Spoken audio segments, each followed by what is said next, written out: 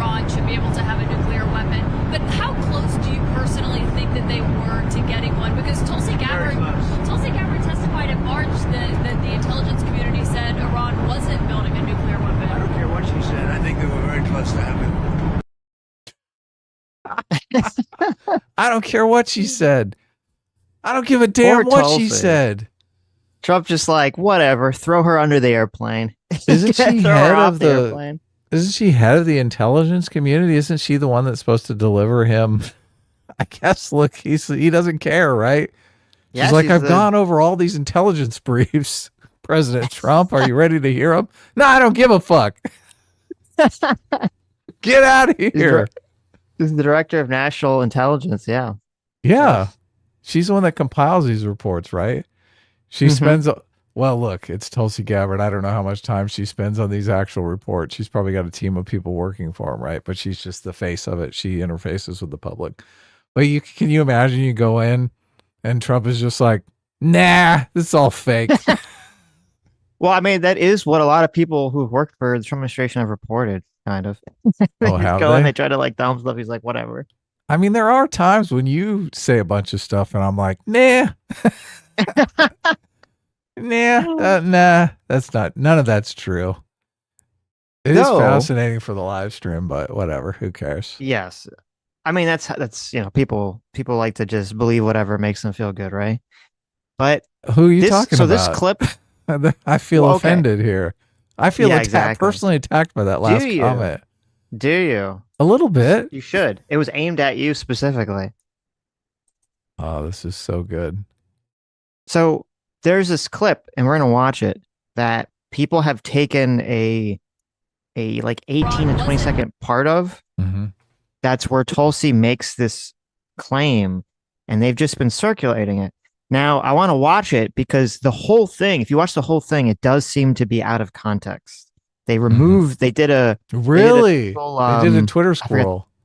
Yeah, they did a Twitter squirrel, and they removed the context where it's like, yeah, Tulsi does say that they're not building a nuke, but that she also right after that says like, yeah, but they do have like a shit crazy ton amount of uranium, which is pretty spooky. Right. So they could build a nuke. Exactly. Right. So they're just trying to manufacture drama. Which, now I would say, if Trump was a little bit more up on things, that would have been a better response rather than just saying, I don't care. Doesn't really play the best, And intimidation. I kind of like it. I mean, it gave me a good chuckle, so. Well, it's better for like the comedy, okay? It the is comedy good, portion, yes. Look at this, Tulsi.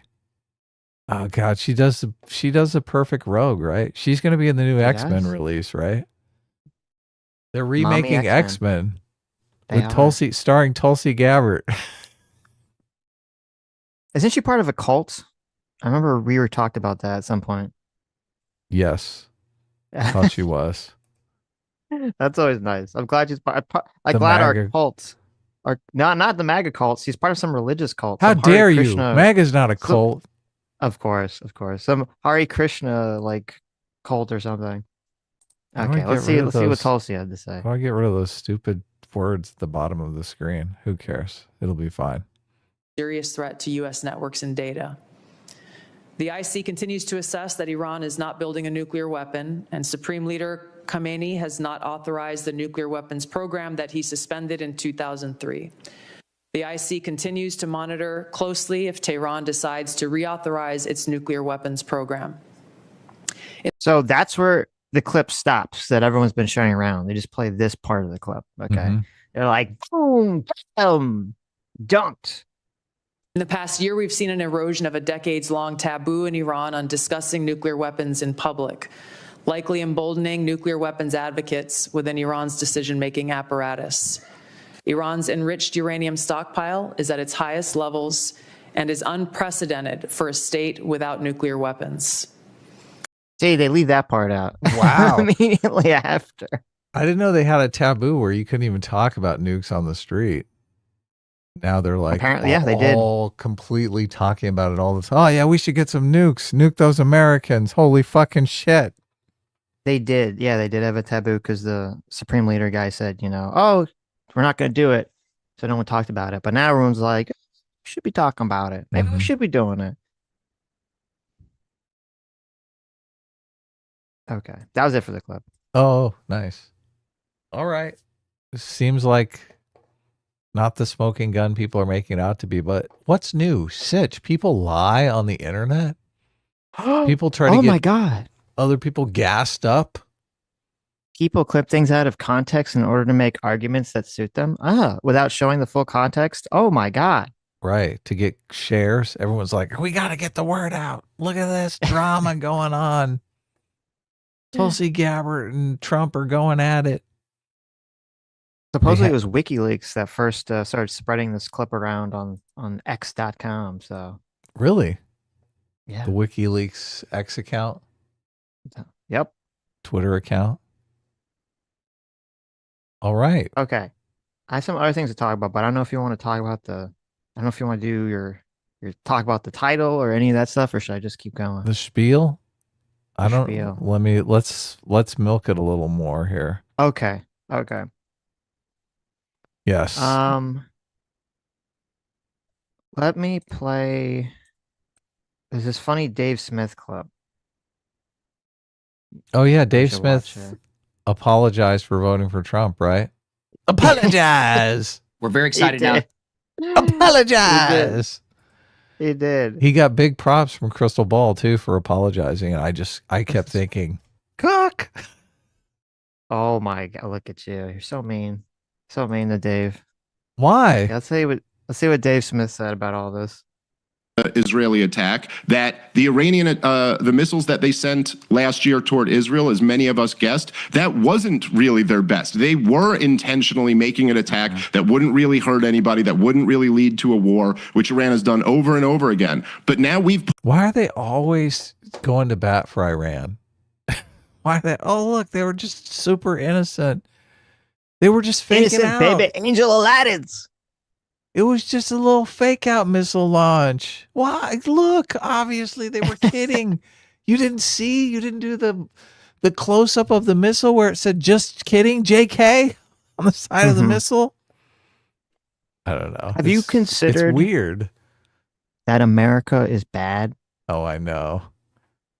What It's war unfortunate hawks because- call for regime change in Iran? I know. I Well, mean, look, do you have to be a war hawk to call for regime change in Iran? I want regime change through peaceful means, okay? There you go. I think we should all It's- hold hands and pray together. You think that's going to work? Well, look, The it thoughts might and work. prayers strategy? It might It's- work. I don't know. It's annoying to me because I obviously would not support American troops going into Iran. I don't Mhm. support that whatsoever. I mean, I'm sure there'd be some people that would support that. I don't think the overwhelming majority of people would support that whatsoever. And yet, like, there's this conversation. The way this is framed to me feels very dishonest. I feel like there's so much manipulation going on here. This is because there's definitely a group of people on both the left and the right who are America bad mind brain rot individuals. That's how they perceive the world, is that America is bad. I mean, I've never heard Dave Smith or any of these other people come talk about any situation of a foreign policy in the entire world ever that hasn't been America's fault. Whenever they bring it up, it's always America just causes every problem in the entire world. Okay. Yeah. And those people, I feel like, are manipulating the feelings of people who say, listen, I don't want to spend my money in Iran. Which is fine, understandable. I don't want to spend my money, my tax dollars given to Israel, which is totally fine, understandable. I don't either. For people who have the totally reasonable thought of, I don't want to obviously send American troops into Iran. I don't want to do that either. Okay. No, everyone's tired of this. We all know that this whole, projects, they didn't go out. We all keep pointing to Iraq and Afghanistan and how these projects in the past have failed spectacularly and all this other stuff. So I don't want that. I don't think most people want that overwhelmingly. And yet there's this dishonest move where it's like, okay, well, if you don't support Iran, or if you don't denounce Israel, or if you don't believe that Iran is an innocent baby angel Aladdin, then you 100% support sending people to die in Iran. Like, there's no actual realistic position that these people want, act like you could take in between, where you're like, well, I don't have a problem with that, with Israel, getting rid of Iran's nuclear capabilities. Obviously, if Iran had nuclear capabilities, this is a country that calls America the Great Satan. I don't know why the fuck you'd want a country that calls America the Great Satan, has already said that America is responsible for this attack. Okay, before we did anything, has already blamed us as being responsible for this attack, and is constantly giving money and weapons and resources to groups that we label terrorist groups and insurgent groups all across the country. I mean, all across the world. So if Iran does get nukes and has the ability to make portable nukes, it's pretty likely that they'd be able to give them to, and they'd want to give them to, a terrorist organization. And there's a high probability that that terrorist organization would use it in America. And so to me, it's like, I don't understand this sort of like NPC reaction to immediately be like, oh, you don't want Iran to have nukes because they could use it, they could, send it to a terrorist group and they can use it in America. Well, you must want American citizens to go die in Iran. It's like, what? There's like we don't have to even get there. Why do we even have to get to that point? Yeah. You're like a warmonger, neocon, fucking Yes, Bush administration shell. How dare you? It's because there's these dishonest people who just fucking hate America, who are taking advantage of people who don't hate America and just don't want to be involved, which I understand, but don't, like, it's just annoying that these people they're manipulating so many people into this position. That's ridiculous.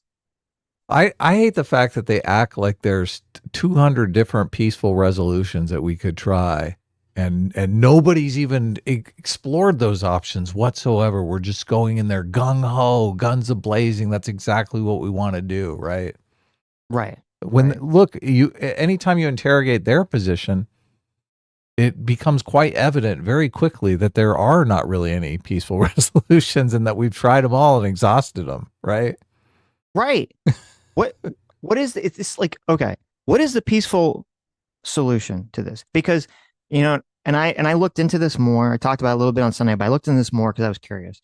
There's all these people who are running interference for Iran, who are saying, listen, why, America, why are you worried? Okay. They just want the nuclears for energy.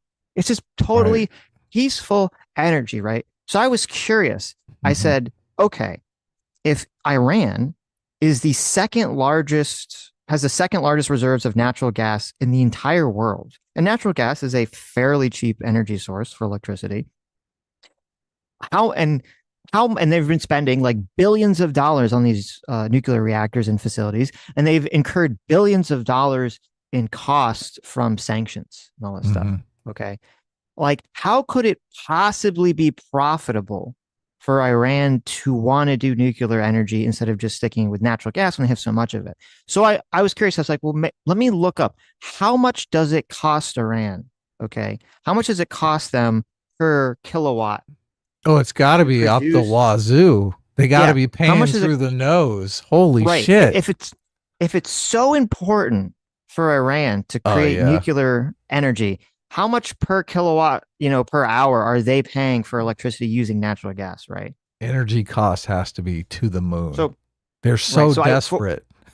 So just for comparison, so in America, the average is about 18 cents. 18 cents per kilowatt? I won't pay it. Yes, it's about 18 cents. Okay. So you can't too much. Right. So just imagine, based on America, how expensive do you think Iranian $5? $5. Okay, so you're weighing in on $5. That's $5 per kilowatt. Obviously, $5. Look, they probably have power half the day. It's so expensive. Right. Yes. Let's. I want the chat. Wait, what is your guess here? How much do you think? How much do you think Iran spends on electricity? We'll per start the bidding hour? at $5 per kilowatt hour. That makes it so important that they get this nuclear energy. All right, that they're going to risk getting bombed, all these things just for nuclear energy. They're tired of burning horse shit in the stove.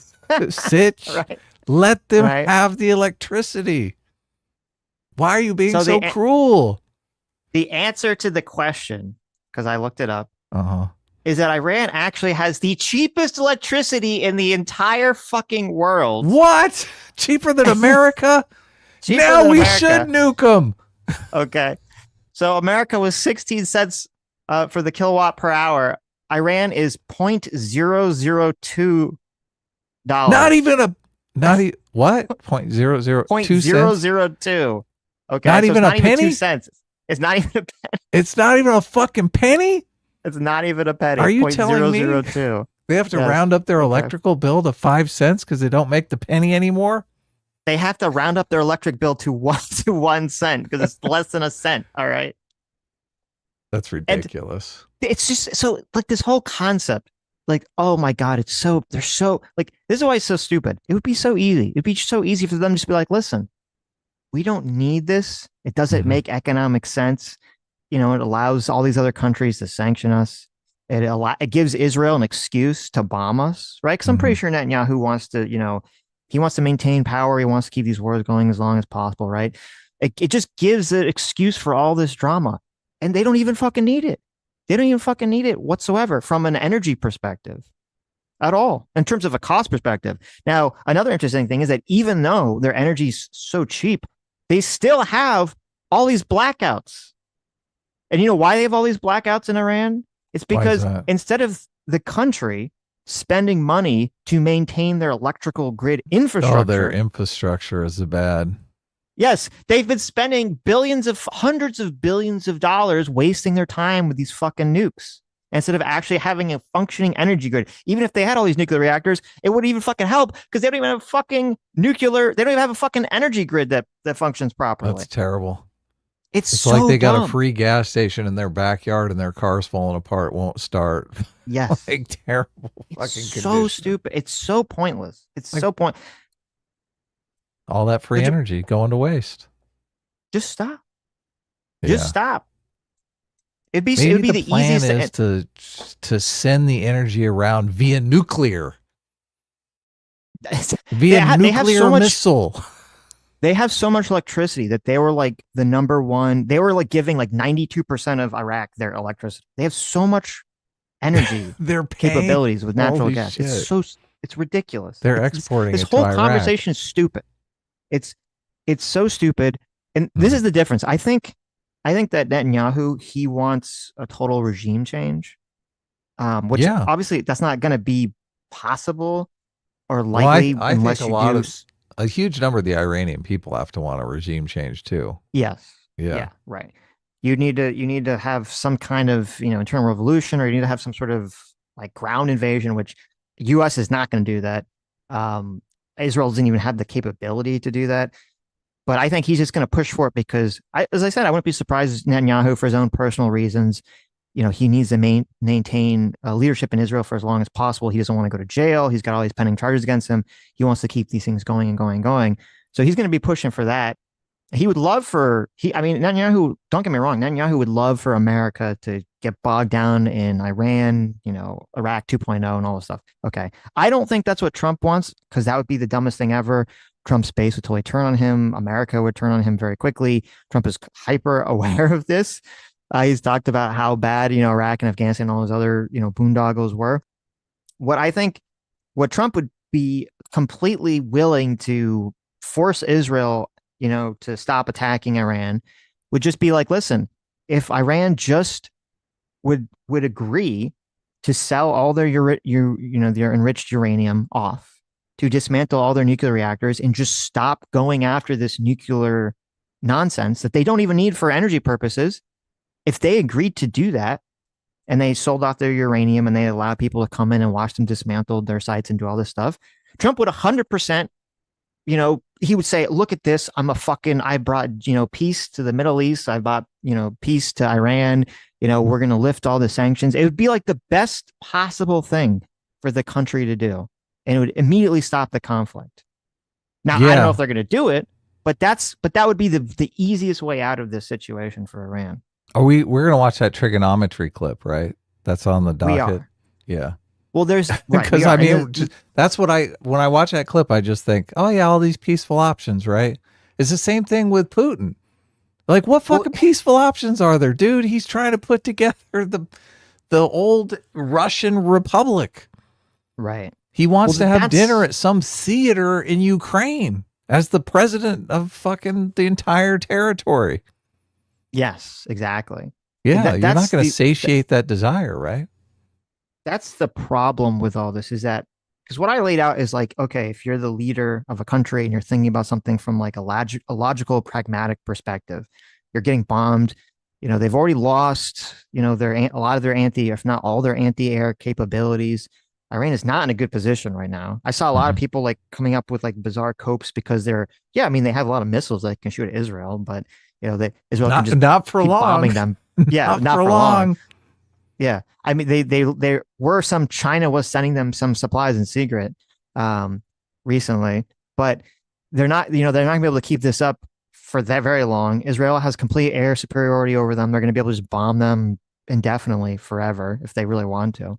I don't know if you saw this. So when when Israel's first attack came, they killed the heads of the Iranian military, including like the top head. And then And they're because nuclear scientists. They went to Right. town. Yes, they went to whole town. But here's where it got worse for Iran. Okay, because yesterday they killed the next top head of their Right. military. So that they killed the top head of the military. They said, okay, you now in charge. You number 2 guy, now you're in charge. And then they killed him Right. immediately too yesterday, which means that they have a lot of intelligence agents operating that know exactly where these people are and who's being promoted to what positions and all this other stuff. Because none of this stuff is being publicly broadcast.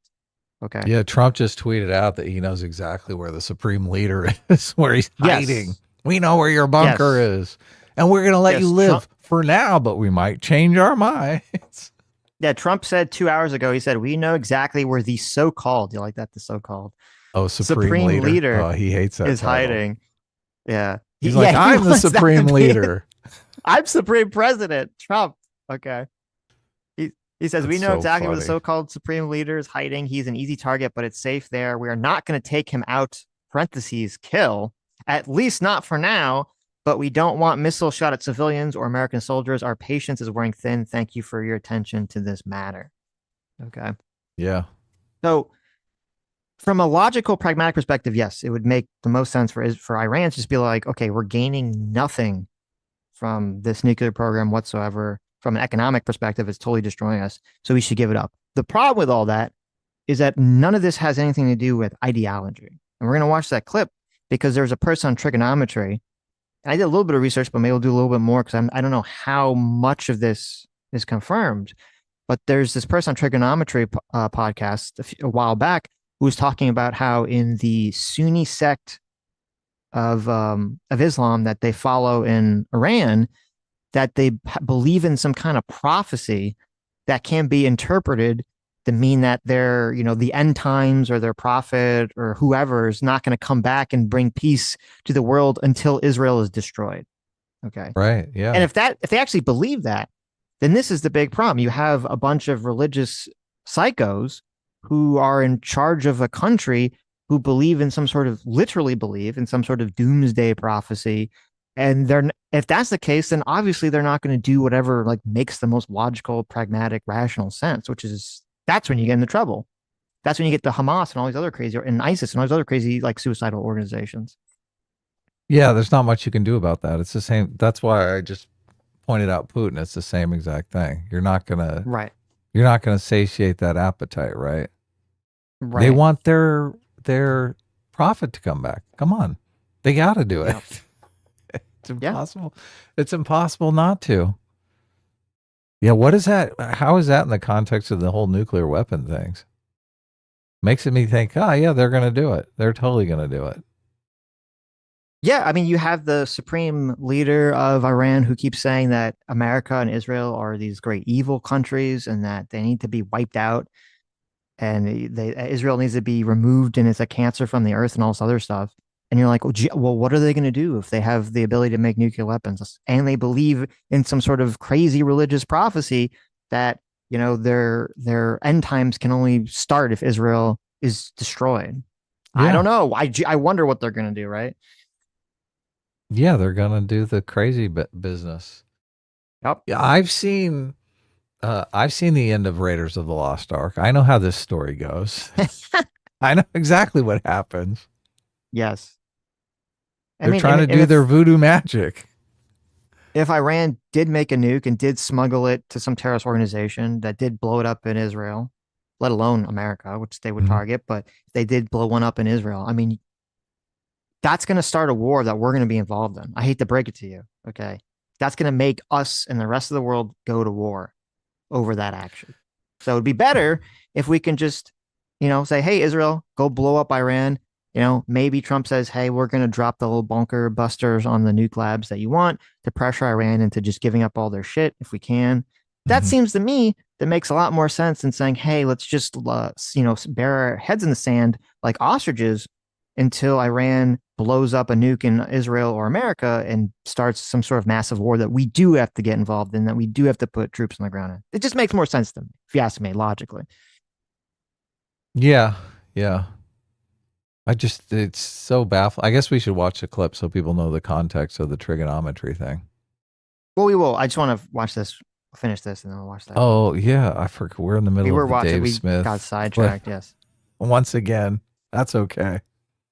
Back push to them Dave to Smith. the point where they probably don't feel that they have the option not to respond. And Donald Trump telling them to come back to the negotiating table. Of course, we forced them into doing it. We forced their hands. Oh, shit. They had to do it. It has nothing to do with funding all of these terrorist organizations around the world. That has nothing to do with it. Table now is a joke. Yeah. I mean, what a impotent leader to be sitting there talking about coming back to the negotiating table. It's like sitting after Pearl Harbor and telling FDR, now's the time to go negotiate with the Japanese. Right. Negotiations are over now. The time for negotiations was before this. And so I am so fucking sickened. I'm so disgusted with Dave Smith and Crystal and all these other people nodding. I've heard this line from every one of these people. Okay. Every one of the American bad left and even some of the American bad right saying the same thing. Oh, Trump is such a retard. He's such an idiot. There's no way there can be negotiations after this, blah, blah, blah, blah, blah. All these same people. Okay. All these same people that are saying this now, every one of them after October 7th was saying Israel shouldn't have attacked Gaza. They should have negotiated with Hamas.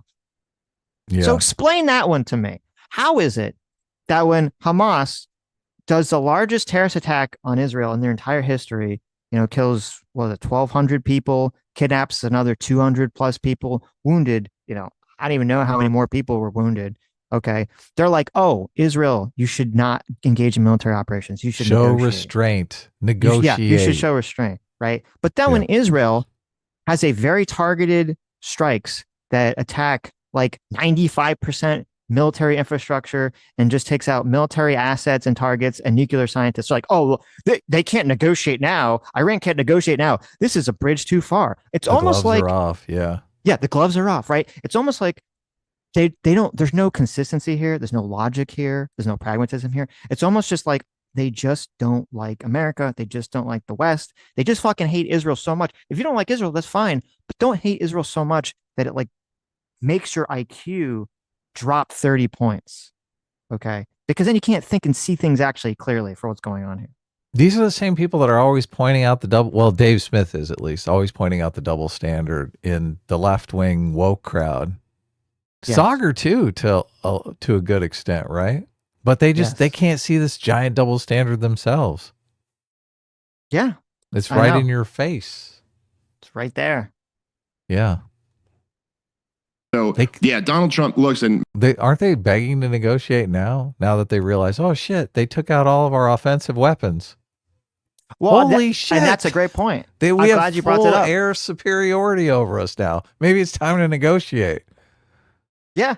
For him saying it's impossible to do this and all this other stuff, there's all these reports coming out that Iran has been trying to urge through its proxies and through other sources that they are trying to negotiate to end hostilities, which is obvious because what are they going to do? They got nothing. Yeah. Can you imagine them? They're going to shoot their last rocket. They're going to be like, okay, that's it. And then the world is going to laugh and point. It's believed that they already have shot off a third to half of their supply of rockets. Oh, okay. It's going to be a quick one. What do you want to bet Israel knows exactly how many rockets they have and are counting the launches? I'm sure they know. Yeah. If they've known where all these, if they knew like how to get all these people in the same room to blow them up with drone strikes and shit, I'm sure they know, have a good estimate of how many missiles they have. Why is Dave Smith siding with that? That fucking those weak pieces of shit. Because I said, bring me a clip. I haven't seen one of Dave Smith talking about anything related to the government or foreign relations where his end point is not that America is bad and the American government did all these bad things and is responsible for everything. That's just like what the libertarians want to hear. They blame government for everything. He's not a libertarian anymore. I don't think he is a libertarian at all. I think he's gone full on, he's going full to the whole dark enlightenment train. Mm-hmm.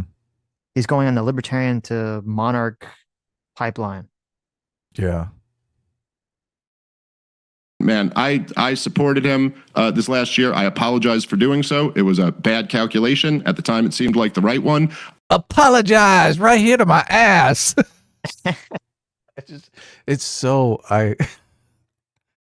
Why are you doing this? You're apologizing to Crystal Ball? What the fuck? What has happened here? What is going on? I'm shocked by this. I'm completely shocked. Are you? What is the motivation for this?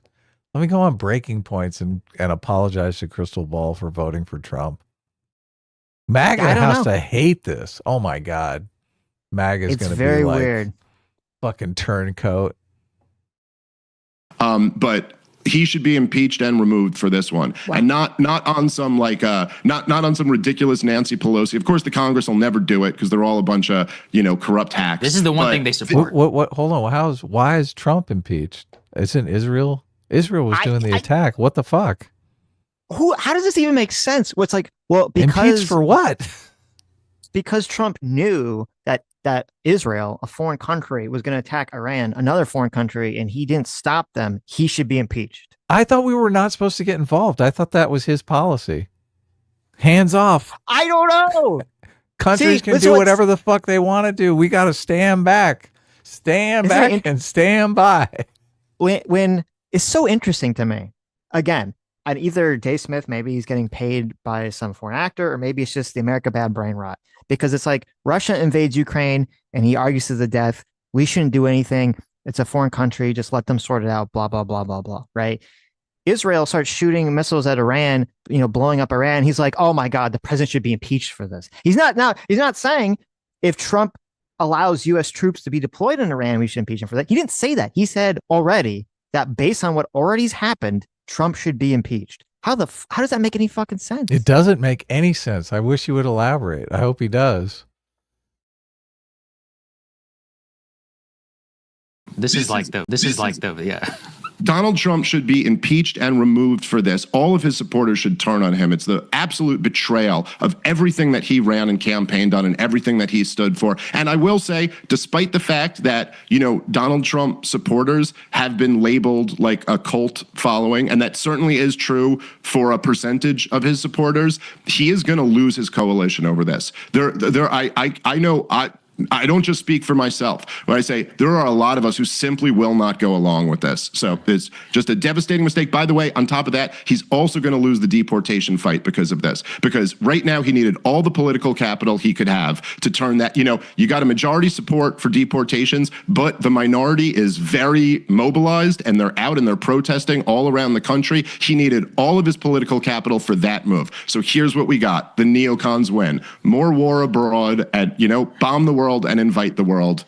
No matter who you vote for, you always get John McCain. It is funny, some of the smartest evangelicals I know say that the war in Iraq is actually So again, no explanation of what that even means. If he was to say that if we drop troops in Iran, that he should be impeached or people should turn on him, that would at least make some kind of sense. Yeah, totally. Like, okay, that makes sense. I agree. I don't think anyone wants that, or most people. I'm sure some people want that. Most people don't want that, right? But he's not saying that. He's saying, as is currently, he should be impeached. For what? Yeah. So I don't know. Now this is going to be very interesting to me because I thought Israel controlled us. Like none of this makes any logical sense. There you go. That's what he believes. Trump was supposed to be different, Adam. Okay, he's supposed to be different. I Well, mean, I don't know why he you think believes Trump's been one of the Israel. most. If he believes He's been- Israel controls us, then obviously we've got no say in the matter. Why should Trump be impeached? Right. He's just taking orders. Oh, I guess he'd say Right. he should be impeached for taking orders from Right. Israel. But Maybe it's that's just his argument. Trump has been the most pro-Israel president like ever. I don't know why any of this surprises anybody. Oh my god. I mean, like for years, America's like, oh, we can't really, we can't really, acknowledge that Jerusalem is the capital, blah, blah, blah. And Trump's like, get Jerusalem the capital immediately. Fuck off. I don't even care. You don't even have to give us anything for it. Like, it's so ridiculous. And I'm curious, this is going to be interesting to me because I believe, based on what I'm seeing on this, based on what I'm seeing on some of the other issues, that the internet pundit base, and when I say that, what I mean is there's the class of people who go on YouTube like us, or go on X or Rumble or Kick or Twitch or any of the other platforms, and they're not part of any sort of like mainstream establishment, and they talk about politics and their audiences. I think that a lot of people on the right, in the right wing sort of internet punditry class, I think that have become as detached from the average voters as sort of like the woke crowd was. Right. Like the woke crowd, you had all these people on Twitter, back when it was still Twitter, and they would be saying all this like hyper PC nonsense, and all the journalists would be on Twitter, so they'd all like fall in line with this stuff because they would think this somehow like this was like the average American. But the average American wasn't on Twitter, doesn't follow any of this stuff, hates all the fucking woke shit whatsoever. And yet all these journalists got completely suckered into believing like this was some sort of indicative idea of where the population was. And I think it's the same thing right now with the right wing internet punditry class, because a lot of them are so much, they have a lot more extreme positions on various issues, and they're a lot more anti Israel to for many reasons level than I think that the average right wing MAGA voter is.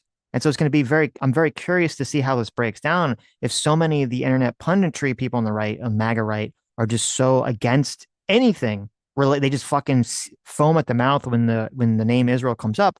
But the average MAGA voter, the voting supports base, Israel, still supports Israel, and is totally fine with Israel blowing up Iran, and it's probably might even be fine with America dropping bombs on Iran as long as we don't go in. or slipping them a couple that, bunker busters for sure, right? There you go. Right. Well, I mean, we're going to have to, as you said the other day, they don't have planes big enough to drop them. So we would have to do that. We can't, I don't think we could. I figured that out. We fly over and then we have an equipment malfunction. It's perfect. Oh, we had our plane that just happened to be carrying the bunker busters, just had a malfunction. Right. Yeah. And just, we apologize as we're flying over. Oops. And supposedly it would take like a long time because it's so deep. They have to keep doing it. So they just, it's like the Bermuda Triangle. This one area just keeps malfunctioning our planes, right? People fucking hate these jokes. They hate these jokes because they're like, oh my God, this is such a serious topic for people. People are really fucking angry about it. Look, this is kind of where we're going with the experiment. We have to figure out how we're going to word our poll for our experiment. We're going to put a poll up and kind of see where you guys are at as an audience, because we talk about the Israel Palestine or the anything about Israel, and look, a lot of you guys get super angry about it. I'm already looking at comments. Well, here's the interesting. This is why I'm curious. So this was an early poll that was polling Republican voters on how they feel about all this stuff. And this is why I'm saying this is part of why I think that the internet MAGA pundit class has become completely detached from the voting base. So we'll see. Maybe additional polling come out and show that's not the case. But this new polling came out. They polled 450 Trump voters. This is from the Gray House organization. It says, do you approve or disapprove of the job Trump is doing? 75% strongly agreed and 20% somewhat agreed. Okay. So overwhelming agreement. And wow. That's like 95%. Right. They asked, do you approve of Trump's handling of the border and immigration? 89% strongly approved, 8% somewhat approved. So again, strong agreement on that. Wow. Okay. And then they said, do you approve of the way Trump is handling national security and foreign affairs? This was on the 16th, on the 15th, so 2 days ago. 81% strongly approved, 14% somewhat approved. So again, massive agreement. And then it says, have you seen or heard or read a lot about the military conflict between Israel and Iran? 66% have read a lot, 27% have read some. And they said, do you support or oppose Israel's recent military strikes against Iran's nuclear facilities and military targets? 67% strongly support. Wow. Okay. 67% strongly support, 16% somewhat support. Okay. Only 10%, only 5% somewhat opposed, and only 5% strongly opposed. Okay. So only 10% overall. 5% strongly opposed, and they're all in our Yes. chat. Every single one of them. There you go. There you go. Okay. So you had like 75% of MAGA supporters in this poll support the actions, and only 10% opposed it. So that's what I'm saying. I think there is a big disconnect between these two, between the internet MAGA pundit class and the actual MAGA voter. Right. So those are MAGA voters, obviously. So that's not all of America. No. But Yeah. that's what we're talking about. We're talking about is because people are saying, oh, is this going to split MAGA? It's going to split the Trump base and blah, blah, blah. It might split the internet pundit class, but I don't think the average voter. I think the average voter supports the action. And I think the average MAGA voter is going to go the direction Trump goes on this. As long as it's not putting troops on the ground. I think that's the bridge too far for most people. The comment that I shared with you before the stream of the guy in the comment section that was saying he was unsubscribing and going away because he compared us to Ben Shapiro, right? Mm-hmm. You remember that? Well, remember. He was in our chat just now. Oh, I guess he just yeah, maybe he changed his mind. Maybe he did unsubscribe, but he decided to join the chat anyway. He said only 16% of Americans support an attack on Iran. Sitch and Adam have taken an extremist option and a deeply unpopular stance. So it's there's like this weird, it's deeply unpopular. Yeah. There's just this is what all these people do when they just like they have their own political agenda or they get butthurt or whatever. They're like, I'm not just disagreeing with you. Everyone's disagreeing with you. Oh, of course. Yeah. Everyone disagrees with you. I'm like, what are you talking about? I'm sure 16% of Americans, only 16% of Americans would support putting troops in the ground, which is what I fucking said from the beginning. But then you dishonestly spin it like, oh no, only 16% support Iran, support Israel blowing up Iran. Right. What was the 16%? There is some. I don't know. That's what you just. Okay. I don't know. I don't know. Yeah, I don't know where. Look, I don't know where his polling numbers came from. So I just think it's kind of. I don't know. It's crazy to think. What's going on right now is deeply unpopular with the American people. They're making it sound like, oh my God, we decided to fucking nuke France, right? Yes. Anyway, our biggest MAGA supporter also in the chat, his response is interesting. I asked whether or not he was going to turn on Trump, as Dave Smith suggests, right?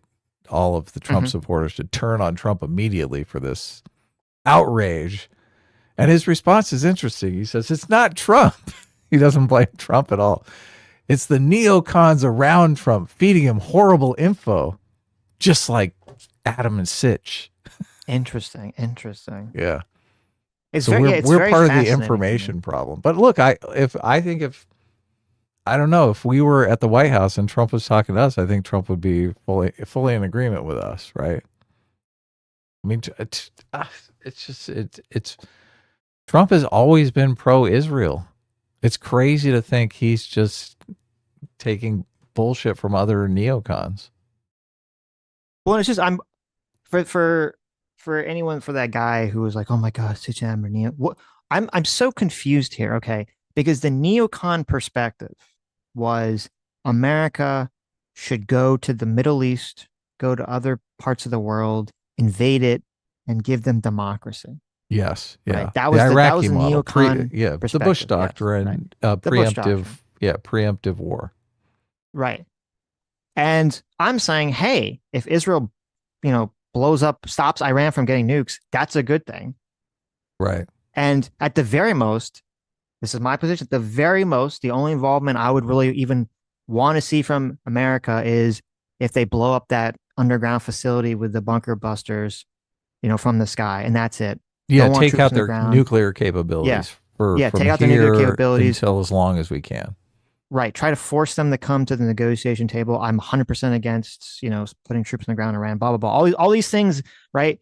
And for somehow, even though that was the primary neocon position, was sending, putting troops there, take over the country, regime change. And I say I'm against that. Somehow, just because you say, yes, Iran is bad. Yes, Iran is probably nefarious and would do bad things with nukes. Just saying that is enough to get you labeled a neocon. Isn't it? It's very interesting to me, the perspective there. How does that make any sense? It doesn't. Yeah. I mean, you can say that, and you can be in favor of taking away their ability to wage war. I mean, you don't have to put boots on the ground to do that. And you're not talking about regime change. Both Sitch and I are on the record about the regime change the desire for regime change in Iraq was just completely misguided. And look, news alert, it was farcical to think that we could deliver democracy to the Middle East. And we've often made the comparison to Ukraine. Ukraine's a completely different situation because the Ukrainian people are wanting democracy and are 50% there already. So you can act as the cavalry. I would say you probably should act as the cavalry if you're able to, but you can't go in and just start from the ground up and implement democracy. You've got to have a culture for it. No.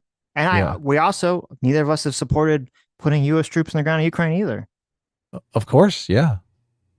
Yes. So what is the evidence they have any nuclear capabilities? The evidence is both the U.S. intelligence and even the UN acknowledged that they have 60%. They've reached a 60% enrichment for uranium. They only needed a few more weeks or a few more months to reach the capability of uranium enrichment to be able to produce 9 nuclear weapons. Both U.S. intelligence said this. Both the UN said this. I'm assuming Israel said it too. I don't know exactly what they said on the topic. And that Iran has more enriched uranium at a higher grade, because if you're just using it for nuclear reactors, you can use it at a very low grade, or much lower grade, I should say, than weapons. They have higher grade enriched uranium at a higher level than any country on the entire planet, except for countries that are making nuclear weapons. Yeah. Right. And so that's why in the beginning, I don't know, maybe you came in late at the beginning of the stream or early in the stream, that's why I went over the concept of them wanting to have this for nuclear power it's bullshit. You have to at least admit that that's bullshit.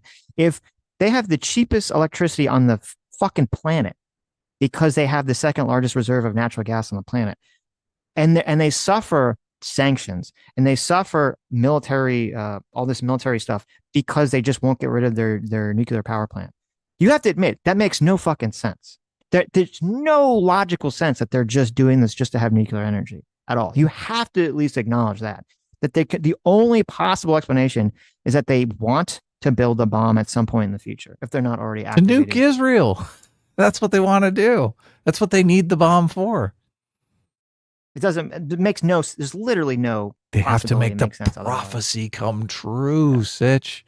It's all about the prophecy. They're just like Hamas. Actually, they funded Hamas. Well, there's a they're fun. Yeah, exactly. Yeah, they're the money behind Hamas. Mm-hmm. Yeah, people in Iran planned October 7th too. So, look, if they want to bomb the shit out of all the planners of October 7th, why would you deny them that? We chased Osama bin Laden to the ends of the earth and fucking buried his ass at sea. Right? Right. Yeah. What do you think? We're going to let that go? It's an insult to the 3,000 Americans that died on 9/11, not to fucking just kill bin Laden and bury him at sea. That's the way I look at it. So you can call me a neocon if you want, but I think You need it. Okay, hold on. I call it justice. Mm-hmm. Yes. It was in the. I'll see if I can find it. It's in my notes somewhere. It was What is literally that? in What are you looking for? the enriched uranium thing Oh from yeah. the military report. Yeah. Well, that's why we went over the electricity and stuff like that. Right. Sitch is trying to give him the benefit of the doubt. Well, Sitch is trying to actually look in and establish. This is why the experiment thing is interesting, because I have always kind of taken the position that you can't really persuade people, that people really, they come to YouTube to find people that are already articulating good arguments for the core beliefs that they already have. So there's some core belief here. Maybe it's the America bad belief. Maybe it's, I think another thing that I think it could be, because I was around 20, I think, when Desert Storm happened, when the first Gulf War happened. And I do remember me and all my friends were talking about the potential of us getting drafted. And that scared the shit out of all of us. So if you're 20 years old and you're seeing this, you're seeing Israel bomb the shit out of Iran, you're hearing us talk about the war as if it's something justified, something good, something that's not going to end quickly. Although, like, if people believe it's going to be the next Iraq, they're probably scared shitless that they're going to be drafted, which I completely empathize with. I get it. I would be in the same situation as you, not wanting to get my ass drafted and shipped off to Iran. But I don't want that for you. I don't want you to get drafted by any means. No one got drafted for, amazingly, no one got drafted for Iraq. And obviously the first Gulf War was very short, so none of that happened. Mm-hmm. But that could be part of the situation. That could be what's going on. I think it's fascinating. I don't know how you want to. We should watch the trigonometry clip before we think about how we want to formulate a poll. The idea is there's a lot of people who just reflexively think everything is Israel's fault. Yes. And that's kind of what we want to move the needle on, right? We want to attempt to kind of persuade people that position is untenable. Well, I don't. It's just there are bad actors who have a worldview that are very obviously trying to manipulate people that don't even share that worldview into accepting something that they're accepting. Right. And this was the same thing that was happening on the left with the wokesters going in there and basically convincing normies that CRT was just Black history, right? Right. When really it was Marxism, race Marxism. And there's something similar going on the right, it seems. Fuck you, James Lindsay. You're wrong. Okay. Anyway, did you find the thing you're looking for? I did. I found it was in my notes. Yeah. Okay. I'll put in the chat. I can always tell. Why when is Sitch the report more for credible than so. the evidence? Even if true, why is the report more credible than the evidence for WMDs in Iraq? See, this is my problem. This is my problem with this is exactly what you're talking about, Adam. No one cares. No one actually cares. Okay. They say, where's the evidence for this? And I'm like, okay, let me go find it. Oh, you found the evidence? I don't care. I've already made up my mind. Okay. Yeah. Because that's the why Bush the administration experiment was wrong about Iraq. Right. It's like, okay. So explain. No, I want you to explain to me. Okay. If this, here, let me link it. Okay. And you can open that up and you could look down at the section that talks about Iraq. Or, I mean, sorry, Iran. Okay. Their WMD Freudian capabilities. slip. Yeah, there you go. Right. Yeah. And if you look at that, and it talks about the enrichment levels, and then there's an article there's somewhere else that talks about the other two. The 2025 Worldwide Threat Assessment. Wow. Yeah, it Sitch says is going deep here. it says and here's what I said. I read this exact thing on Sunday. Iran is almost certainly not producing nuclear weapons, but Iran has undertaken activities in recent years that better positions them to produce them if it chooses to do so. Since 2019, Iran conducted activities that exceeded previous Joint Comprehensive Plan of Action limits, including increasing the size and enrichment levels of its uranium stockpile, producing small quantities of uranium metal, restricting International Atomic Energy Agency monitors levels, and expanding uranium enrichment, blah, blah, blah. These actions reduce the time required to produce sufficient weapons-grade uranium for a first nuclear device to probably less than 1 week. Okay, so this is from the U.S.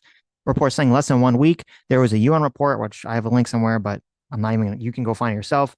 That said the specific 60% amount. This was what the UN's fucking report said. That So this is from last month. I mean, this could be old news. Well, it could be now, right? Because it says a week. Kidding. I'm kidding. No, but you're right. Because if they said it was a week, right? They said it was a week. I know they could have them. This is what, right? This is what Tulsi said in the clip we just played. Okay, and so. But here's the prompt. So I say, okay, so the U.S. the U.S. says this, the UN says this. You say, well, they could all be lying. Okay, you need to answer me this question. Why the fuck won't Iran stop if this is so not economic?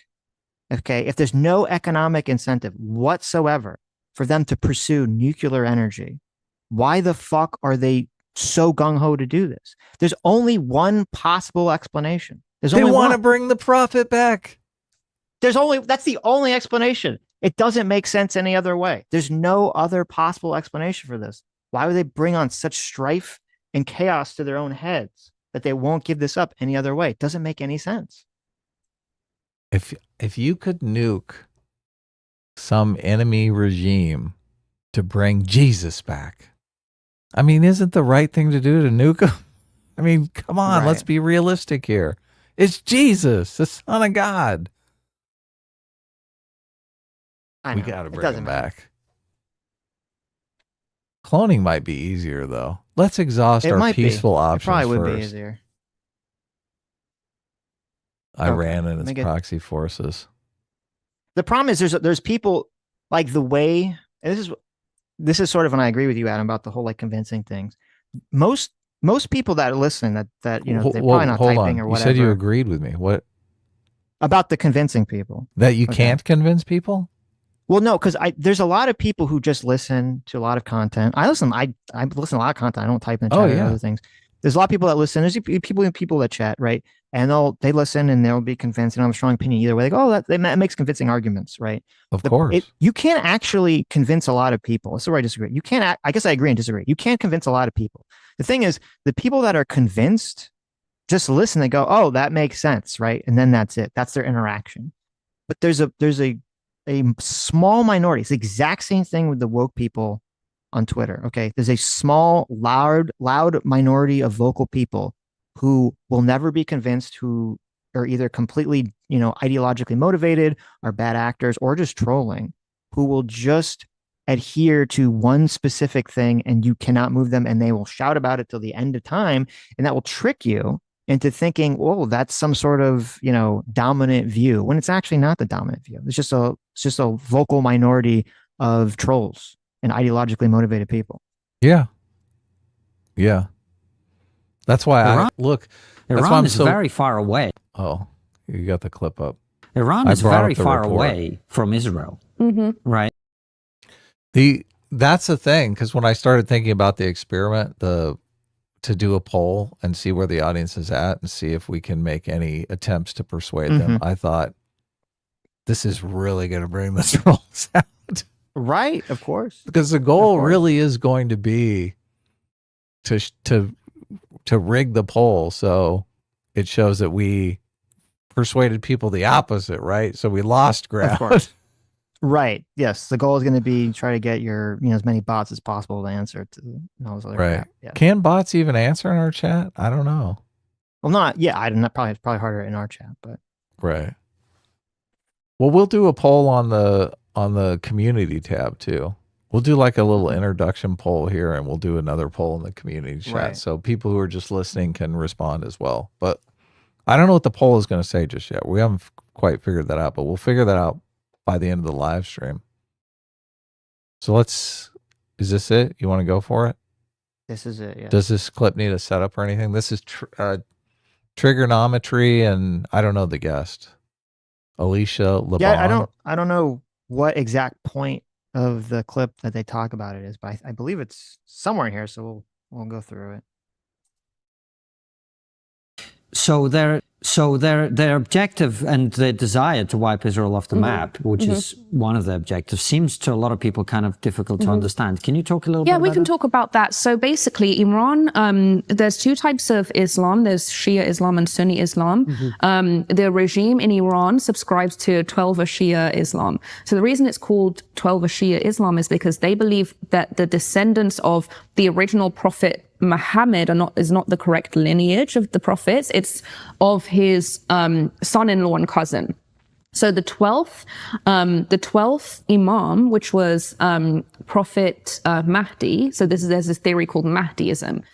This Prophet Mahdi was said to have gone into occultation. So he went into hiding around 937 CE. So he's gone into hiding, he's gone into occulation, and the theory is that the final prophet emerges once there is once justice and equality has been achieved in the world. And the thing that achieves this justice is that the last drop of blood of Israel falls. So the end of Israel brings back the final prophet. Oh, Yeah. I've never heard this. That's fascinating. Yeah. So it's a religion. All this talk of genocide, huh? What the fuck? Well, it's just a problem because if the theocratic leadership of Iran believes this, Right. believes that, Israel has to be exploded or nuked or whatever. Genocide is their if- moral yeah. imperative. I wouldn't be surprised if America is not, also involved in this, right? In order to bring back their prophet or to bring the end times, then that's the problem. Because then suddenly you're not engaging with someone on some sort of realistic, rational, pragmatic approach that you can make some sort of necessary agreement on. Now, I would hope, Iran's a big country, there's a lot of people in it. I would hope that, the leadership could be convinced otherwise. I think, once people get into power, sometimes the pragmatic concerns of ruling can start to override ideology to some extent or maintaining power. I'd hope that if they're brought to the brink where they're like, oh shit, our country's like, we're like going to get totally wiped out by Israel over here. They're going to just bomb us every day with impunity. I would hope they'd be able to say, okay, we will give up our nuclear program and, we'll move forward and try to be a fucking normal country. Yeah, I'm not optimistic about that, to be honest with you. I think the problem is hugely centralized power like this. This is always going to be a problem with autocracies, right? Because they don't give a fuck about the population. And I don't know if it's this video or another video I was watching where they were saying, I think it is this video where they're talking about the civilian casualties is the goal because that aids them in the propaganda war against the West. That's how you get Hassan to go on his YouTube channel and talk about how great fucking Iran is and how terrible Israel and America is because there's all this collateral damage that we're inflicting. Even though we're trying to minimize collateral damage, Iran is literally responsible for the collateral damage because they're putting the people in the way. Yeah. Just thing. It's a prophecy. It is. Yeah. So they need to destroy Israel. They need to destroy Israel, correct. So that's for why the prophecy to be fulfilled. Exactly. So that's why that's now how you get into the proxies of the regime, right? So you have the regime almost immediately after the regime comes into power so it comes into power in 1979. Within the next 2 years between that 1981, they create Hezbollah. So Hezbollah is essentially a second IRGC, which was created for the purpose of destroying Israel from the closest possible border. Because as you said, Iran's not close enough to Israel to be able to accomplish that. So they were like, okay, let's take Lebanon. Let's put an army of the IRGC in Lebanon, which is what the is the border of Israel. IRGC? Sorry. The Islamic Revolutionary Guardian Corps. Okay. So this is okay. So the system in Iran is like this. You have a regular government, which is, for all intents and purposes, just symbolic because it's under the so you have the supreme leader. The system is called Velayat Faqih. You have the supreme leader, and underneath the supreme leader, you have the IRGC, which protects the supreme leader. And then you have the regular government, which is parliament, judiciary, and executive, the president. But all of these are under the rule of the supreme leader. So the IRGC essentially protects this system of Velayat Faqih, the supreme leader system. So the second IRGC is created in Lebanon, which is Hezbollah. So after the revolution is successful, Assad comes to Iran to congratulate Khomeini and says, what do you need? And Khomeini says, we need a passage to Lebanon to create this second army to destroy Israel. So they go through Syria, and they come down in northern Lebanon. At the same time, this is like around the same time that, remember, Israel's now in southern Lebanon. And this is why the Western world often says that Hezbollah was created in response to Israel's occupation. Well, that's completely false. First of all, Israel was occupying the south of Lebanon at the time to remove the PLO that were throwing rockets into Israel. And in fact, the Lebanese in the south were actually allying with Israel to help take out the PLO, the SLA. Hezbollah's coming down in the north, and it's basically killing everybody who's not submitting to their rule. Even Shiites, even Shiite Muslims, Sunnis, Christians, basically everyone. They start engaging in a series of terrorist attacks, bombing the American embassy in Beirut, kidnapping Americans, killing them. Then it goes into like the kind of Iran-Contra affair, blah, blah, blah, blah, blah.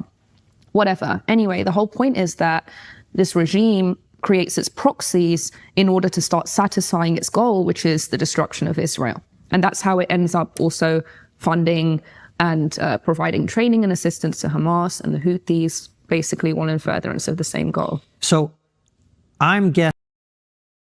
So you have people that have, I mean, and it makes sense that there would be this religious ideological motivation, because you say otherwise, well, why is Iran doing this? It's, all its neighbors are, not all of it, but a lot of its neighbors are decided to play nice with Israel.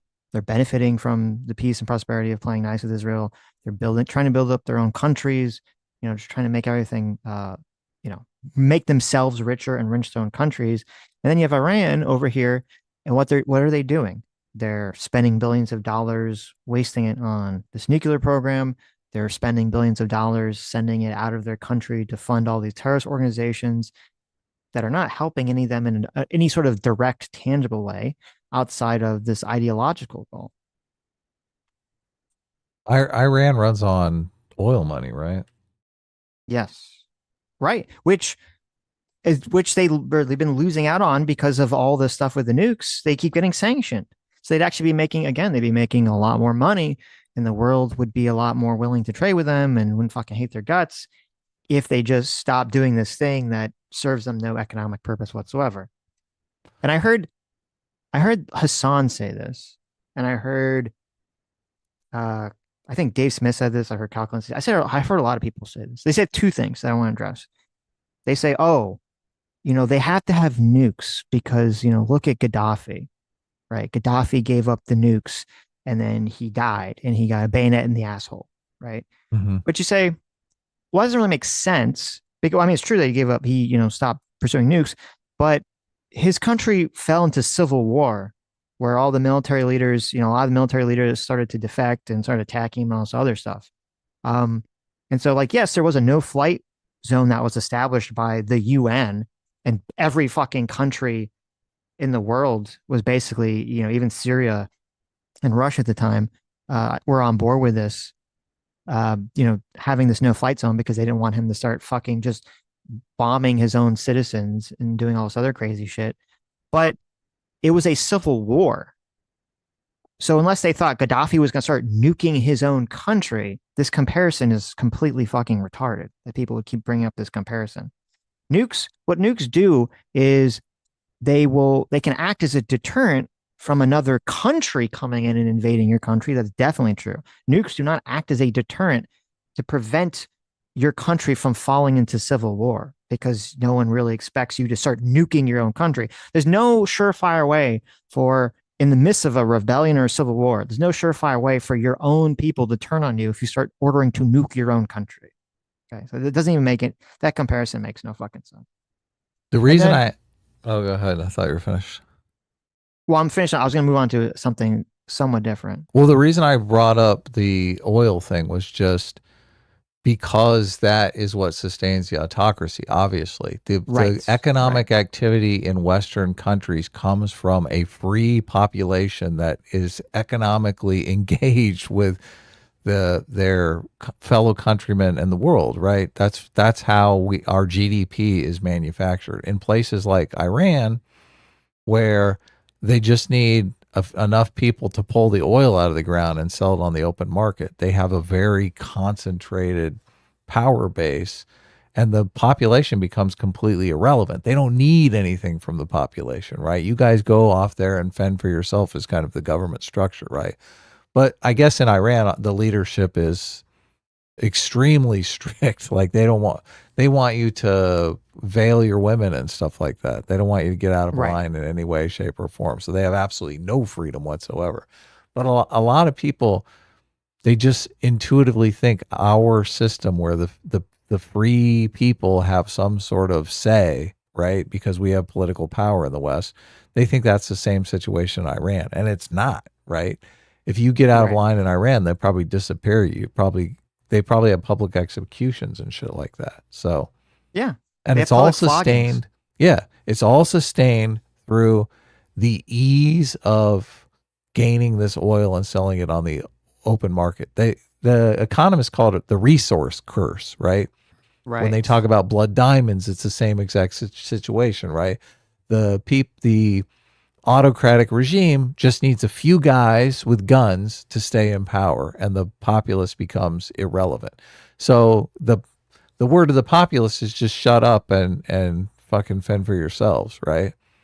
Exactly. So I suspect Iran is in that situation. Now, if I was in that situation, a shut up and fend for yourself situation, I would want new leadership because I myself would want freedom, right?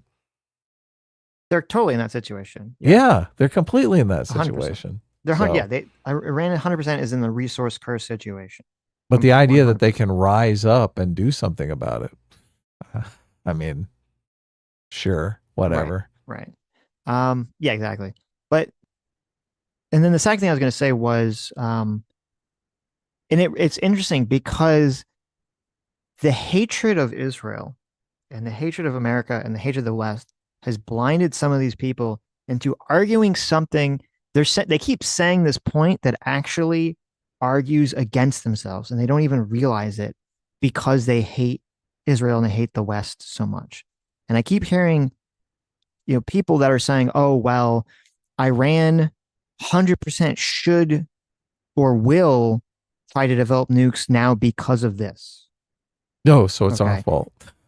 Right. Yeah, exactly. They keep saying, well, it's because of Israel's fault and because the U.S. lets Israel do whatever the fuck it wants, that it's really our fault that Iran either should or will develop nukes because of this recent attack. And they keep saying this like it's some sort of like point in favor of their argument. And I listen to this and I'm like, okay, if you believe that, if you actually believed what you were saying, then you would say that you'd have to, as much as you hate it, you would have to 100% support what Israel's doing. Because basically what you're saying is, well, now Iran is 100% going to build a nuke, which if they do, they're going to use it on Israel. They're going to send it to some rebel group. There's very high chance they're going to give it to some rebel group that's going to be using Israel. Very high chance they're going to give it to some rebel group that's going to be using America. That's going to draw Israel and America and the rest of the world into a larger war. So it's one of those situations where it's like, well, your own belief system is that, well, now you're going to have to finish the job, because if you don't finish the job, it's going to be much worse. It's going to be 10 times worse. It's going to be 30 times worse. And I think actually that, you know, because if you believe their reporting, which seemed to be pretty accurate about sort of the Trump administration, you know, trying to find some sort of negotiation on this beforehand, I think this was part of Israel's idea. Is that, I mean, Israel knows this, that Netanyahu knows this, Trump knows this, is that, yeah, they understand that once it starts, it's like one of those things that you have to like finish it, because if you don't finish it, it will get worse. Because yes, if they just go home, Iran is going to just turn around and they don't do anything. They don't accomplish anything. They just stop. This is kind of like why it's like stupid to hear like people saying like, oh, you know, even if they thought it was horrible, they say that, oh, they should just stop right now. It's like, okay, but if they just stop right now, they're, by your own admission, they're just going to get nukes. So how is that just going to make the situation worse for everybody? So obviously there has to be some sort of resolution. There has to be some sort of final resolution. And I think that's even why Trump said this. He said something about like he wants there to be some kind of, he didn't want there to be a ceasefire. He wants there to be a final resolution on this issue, on this nuclear issue with Iran. Right. Because that's the only thing that's going to, at this point, that's the only thing that's going to solve it. I think a lot of people don't believe that Iran wants nukes for nefarious reasons. They just think they want nukes for protection. They see Iran as a completely innocent actor. But those people are just completely ignorant of everything, I guess, because it's not contentious. It's not a conspiracy. Everyone in the entire world knows Iran is funding all of these rebel insurgency groups and terrorist groups in all of its neighboring countries. That's why the other neighboring countries are just kind of like shrugging when Israel's doing this. They're not really, yeah, there's to make some like, oh, Israel, you should be nice, right? They don't care. They don't fucking care. They're like, yeah, go for it. They don't fucking like Iran either. It's not a conspiracy theory. Everyone knows this. It's the most widely known thing that Iran is not hiding it. Okay.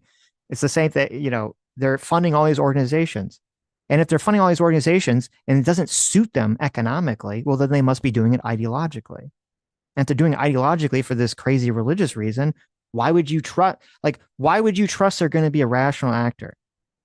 It's the exact same thing that happened with Hamas. Okay. The most obvious, logical, rational thing, if there's a logical, rational person in charge of Hamas, would say, hey, maybe we shouldn't do October 7th, because the obvious, logical, rational response is that Israel's going to come fucking wipe us out and wipe out Gaza and kill so many, you know, Palestinians and innocent Palestinians in Gaza. That's like the most obvious, rational reaction. That's the most obvious thing you could predict from the outcome of that event. That's why I said the day after it happened, I said, oh my God, it's going to be like, they're going to totally wipe out so many innocent Gazans. They're going to not, you know, the idea of them running their own country is off the table now. It's the most obvious thing on the planet. And I'm just some fucking random guy on the internet. You're telling me no one could figure this out from a rational level that was in Gaza, or that no one in Iran we were could saying figure this this out? days after October 7th. I was Yes. like, what? Fucking, they're like, they lost their privileges. Right. Gaza is officially owned by Israel now. Yes. They're going to say that eventually that's going to be said. Look, everyone's losing their mind over it, but that's Right. what's going to be said. So it's the most obvious thing, logically, rationally, that it wouldn't make sense to pursue this course of action, unless, of course, I said it's not logical, it's not rational, it's based on some sort of religious doctrine. Because then you go, oh, well, that actually explains it. And in terms of people saying, well, they need it for their own their defense, Israel doesn't have the physical capability to invade their country and take it over. It doesn't have the physical maybe people don't understand. Iran is fucking gigantic. It is a gigantic country that far exceeds both Israel in terms of landmass and population. Okay, they're not going to get taken over by Israel. And there's no fucking will. There is zero will in this country, which should be evident by all the people that are triggered by this whole situation. There's no will in this country for America to invade Iran and try to take it over. There's zero. There's no will for that. What do whatsoever. we want it for? Yeah, nobody wants it. Supposedly we're exporting more oil than we're using now. So what do we give a fuck? Yeah. The population of Iran is 90 million. Okay. 90 million. Mm-hmm. Okay. The population of Israel. That's hilarious. Is 10 million. Okay. So they're not going to be invading them anytime soon. They don't literally have a physical military capability to invade them and take it over. Right. They have the physical capability, military capability to drop bombs on them, right? But not to take it over.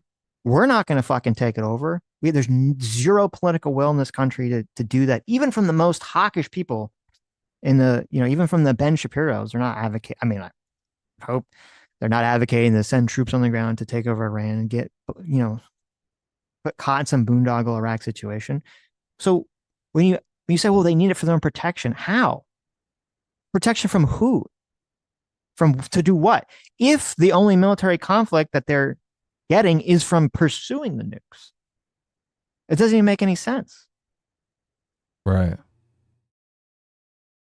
Not at all. So, Itchy, thank you, Itchy, sent this to us on Twitter or X.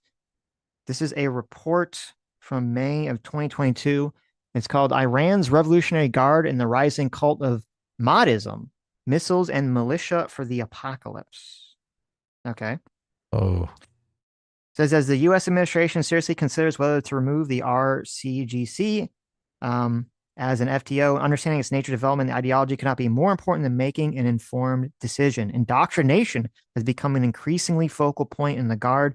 Khamenei and his hardline circle have sought to nurture a more and more radical IRCG generation by dedicating more time to ideological indoctrination of its members. Mahdism has been given increasing priority within their ideology as the main prism through which the affiliated hardline clerics understand the world around them and their actions. There has been a greater emphasis on viewing the IRGC as a military vehicle to prepare the foundations for the reappearance of the 12th Imam, with policy objectives such as hostility towards the U.S. and the eradication of Israel being understood through this prism. God. So again, if that's, if Iran is literally preaching to people that the only way it's going to bring about the appearance of this 12th Imam prophet person is to attack America and attack Israel, well, then obviously you can't let them get nuclear weapons. I don't know what to tell you. Yeah, you could bury your head in the shit. sand for all you want, and then you wake up one day and go, oh shit, there's a terrorist attack in America. There's a terrorist attack in Israel. I guess we're going to war now. Then you actually do have to worry about getting drafted. Then you actually do have to worry about boots on the ground in Iran and all this other stuff. Wouldn't a more peaceful option be if they just renounced this ideology and said, we're going to focus on developing our country and not worry so much about Israel? It would be nice. Why are they fucking obsessed with Israel? Holy shit. I don't expect that to happen if they have this religious ideology, though I do expect it. I don't expect it to be possible. I do expect it to be possible that you could basically coerce the government into not pursuing nuclear stuff anymore because it's just not feasible for them. And that, there will be open revolution if they're literally getting bomb fucking every day. So I put a poll up. Does Iran want nukes for evil purposes? 88% say yes, 12% say no, 124 votes. So I think overwhelmingly people overwhelmingly are on board with that. Yeah, I think most people understand. It's not the 12% is probably just question. The 12% is probably just people trolling us. So right. Well, I want to know how many people are in that. Oh, Iran is just an innocent baby angel that all of America is completely drawing into this conflict. Right. Anyway, let's see. Want to watch some more of this, or? No, I think we got the gist of it. So, Trump's True Social post today, the last post he posted a couple hours ago, he put in all caps unconditional surrender. Yeah. What's that mean? What's an unconditional surrender? I don't know. Now why is he getting involved in this? There was a lot of mixed messaging, or there's a lot of confusion that happened last night. And I do have an idea about this. No one knows for sure. Everyone's just spitballing at this point. But, we saw last night there was, a new fleet was being kind of sent out earlier. A new strike fleet was being sent out earlier, and the American strike fleet was being sent out to the region earlier than was supposed to be sent out. A bunch of fueling planes were sent out. Trump I saw that, a bunch of them. Yeah. right. So people were like, oh, is there some sort of military action that's going to be going on? And then, Trump posted out. Let me see if he put out this pretty crazy fucking, yeah, here it is. He put out this pretty crazy True Social post last night. He said, Iran should have signed the deal. I told them to sign. What a shame and a waste of human life. Simply stated, Iran cannot have a nuclear weapon. I said it over and over again. Everyone should immediately evacuate Tehran. Okay. So he says that with no follow-up, no context, which I agree makes it sound like America is going to start bombing Iran or something, right? Yeah. But now, Well, at least so refueling far, planes that are bombing Iran. They do have air superiorities, supposedly. yes. But so far, there was some claims supposedly by someone that there was American jets already bombing them, but those have all been debunked. So far, nothing has actually happened yet. So that post was sort of like pretty, crazy. There's a couple ways to interpret it. One way would be Trump is trying to show how just the threat of American force could, send Iran and Tehran specifically into a tailspin and cause all this drama. So imagine what would happen if there was actually an attack. Maybe that'd be like probably the most charitable way to interpret it. There's also what I think is probably going on is I think that right now his administration, his inner circle, is just in complete disagreement on how to handle the situation. I think there are some people that want America to use the bunker busters and to help Israel start blowing up these facilities. And I think there's some people in the administration that are just vehemently opposed, saying just don't have zero involvement. And that's sort of leading to this, all these kind of conflicting statements kind of coming out about what exactly it is that America is sort of signaling they're going to do to Iran. Yeah, I agree. I do think Though there's an isolationist wing of MAGA that probably has a lot of influence with a lot of people in the inner circle, in Trump's inner circle. So he's conflicted over which part of his coalition he's going to listen to. It was the same thing with the tariffs. There was kind of this argumentation between Pierre Navarro and Lutnick and Besant and all these people about how tariffs should be handled. Though I do think based on Trump's posts that he is leaning a lot more towards the direction of that America will bomb Iran or do some sort of military action. Because when he posts out something like, he got into this big fight back and forth with Iran, but when he posts out what he posts about Tehran evacuating, when he posts out, somebody please explain to Kooky Tucker Carlson that Iran cannot have a nuclear weapon. When he posts out America first means many great things, including the fact that Iran cannot have a nuclear weapon, make America great again. He keeps hitting on this. They cannot have a nuclear weapon. They cannot have a nuclear weapon. So to me, it seems very clearly that he's threatening Iran. He's saying you're either going to unconditionally surrender, which I assume means unconditionally decommission your nuclear facilities, or America is going to start bombing you.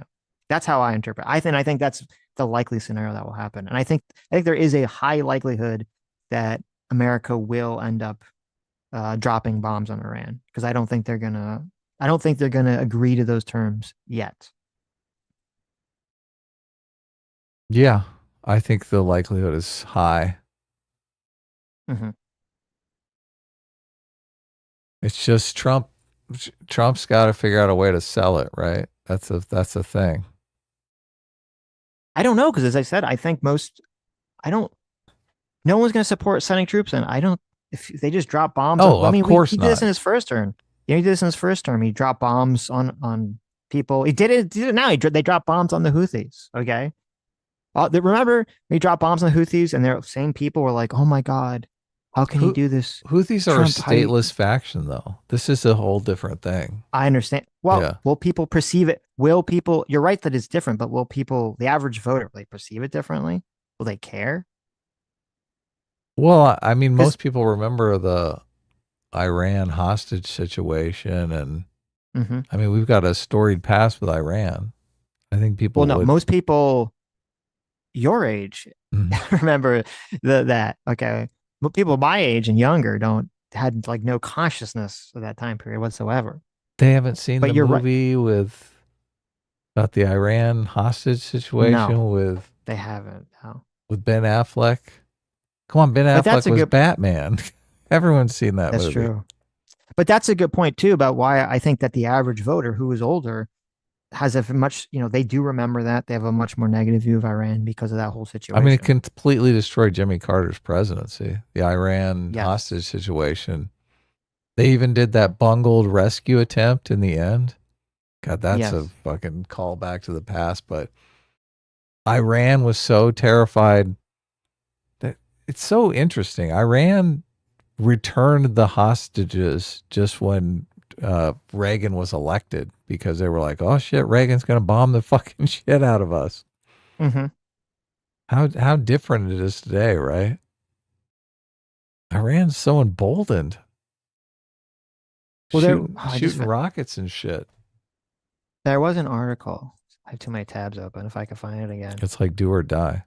So I started a poll, should the U.S. support Israel in Israel's goal to destroy Iran's nuclear capability? I know it's a little bit more vague, but I'm just trying to get a feel for where the audience is. So 69% say yes, 30% say no. So that's a little bit more. Right. And I think I'll do a poll on how much of the audience is just isolationist. They think America shouldn't be involved in anything ever. Right. And that will give us some good numbers. And then we'll do a poll. Is everything Israel's fault? And see how terrible, how the trolls fucking. Of course. Look, I might not be able to resist trolling that poll. So there you go. Just for comedy purposes, though. So this was on June 4th. Okay. So this is just a few weeks ago. Iran's Supreme Leader Ali Khamenei on Wednesday reaffirmed that uranium enrichment remains a central and non-negotiable component of Iran's nuclear program, rejecting a U.S. proposal for a possible nuclear deal and dampening hopes for a quick compromise. So for all the people that are very triggered about this, okay, you have to remember, Trump even had his post about the 60-day thing. Yeah, they have been trying to work.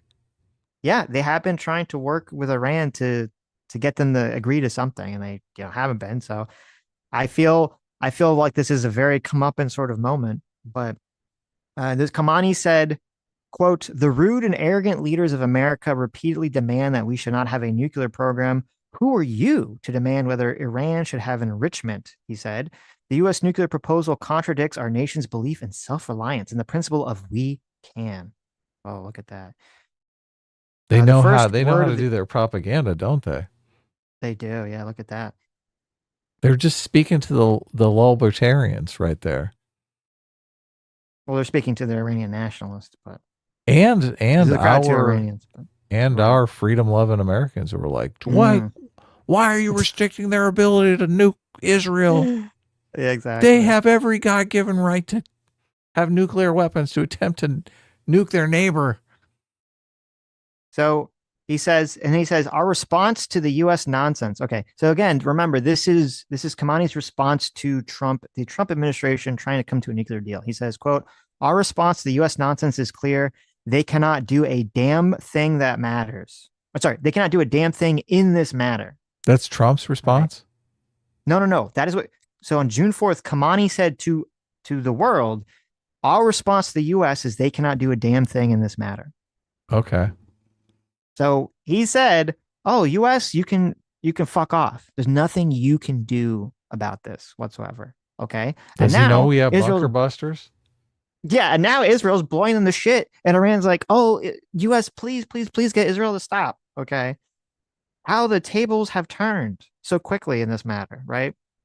It is great. I love that Trump came out and said, "Dude, I gave you 60 days. What the fuck? You thought I was joking?" Mm-hmm.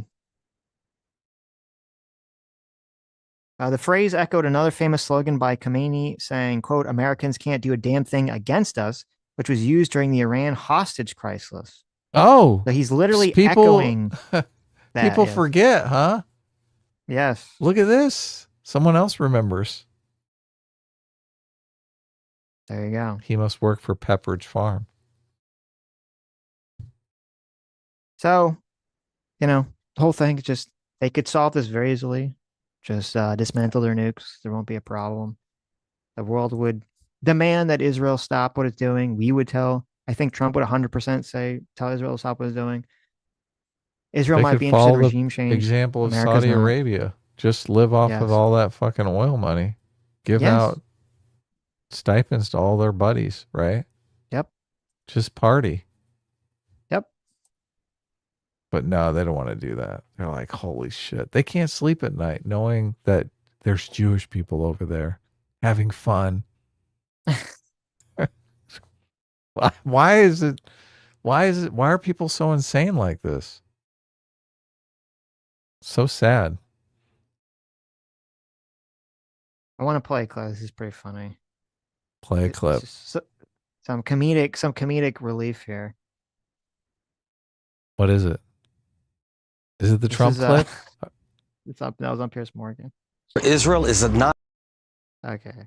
I gotta find the timestamp for it though. Piers Morgan. We should watch some Anna clips because Anna's going fucking it's great. She's going completely insane on these people, and I fucking love every minute of it. Okay. Hold on. So he's arguing with this guy about Iran. Pierce's position, if you haven't seen it, is basically just saying, I don't support, basically a similar position. I don't support America sending troops in, but, Iran's been causing all this trouble. Now they're getting their comeuppance and they should just decommission their nuclear program. He's a very similar take. He's arguing with this guy who's very pro-Iranian. This guy is popular shows in the world. Yeah, it's why my show's a lot more popular than yours, because I'm better at it than you. So stop the lectures about how good a journalist I am, or how good a broadcaster I am, or how good my team are, because if you were so good, George, you'd have a lot more people following you, a lot more people watching you. But most people think you become a delusional loon. And I think that's sad. My dad is bigger than your dad. Not my dad, just the number of people that watch my show massively dwarfs yours. My dick is bigger than your dick. Are you really down Probably. to that, Pierce? Oh my God. Oh my God. Pierce just stepped on him. Pierce is like, probably. Yeah, my dick's probably bigger. Yeah. He's like, you want to pull him out? You want to measure him right here? I got my tape We're measure. on YouTube. This is Piers Morgan uncensored. Okay. I got my tape measure. Let's go. That's hilarious. This guy does look like he's out of Indiana Jones. What's up with this hat he's wearing? He does look like, you're right. He looks like the Nazi bad guy in Indiana Jones. He That's what does. look. He does. I'm waiting Yeah. for him to open the ark and for his face to rip Right. off.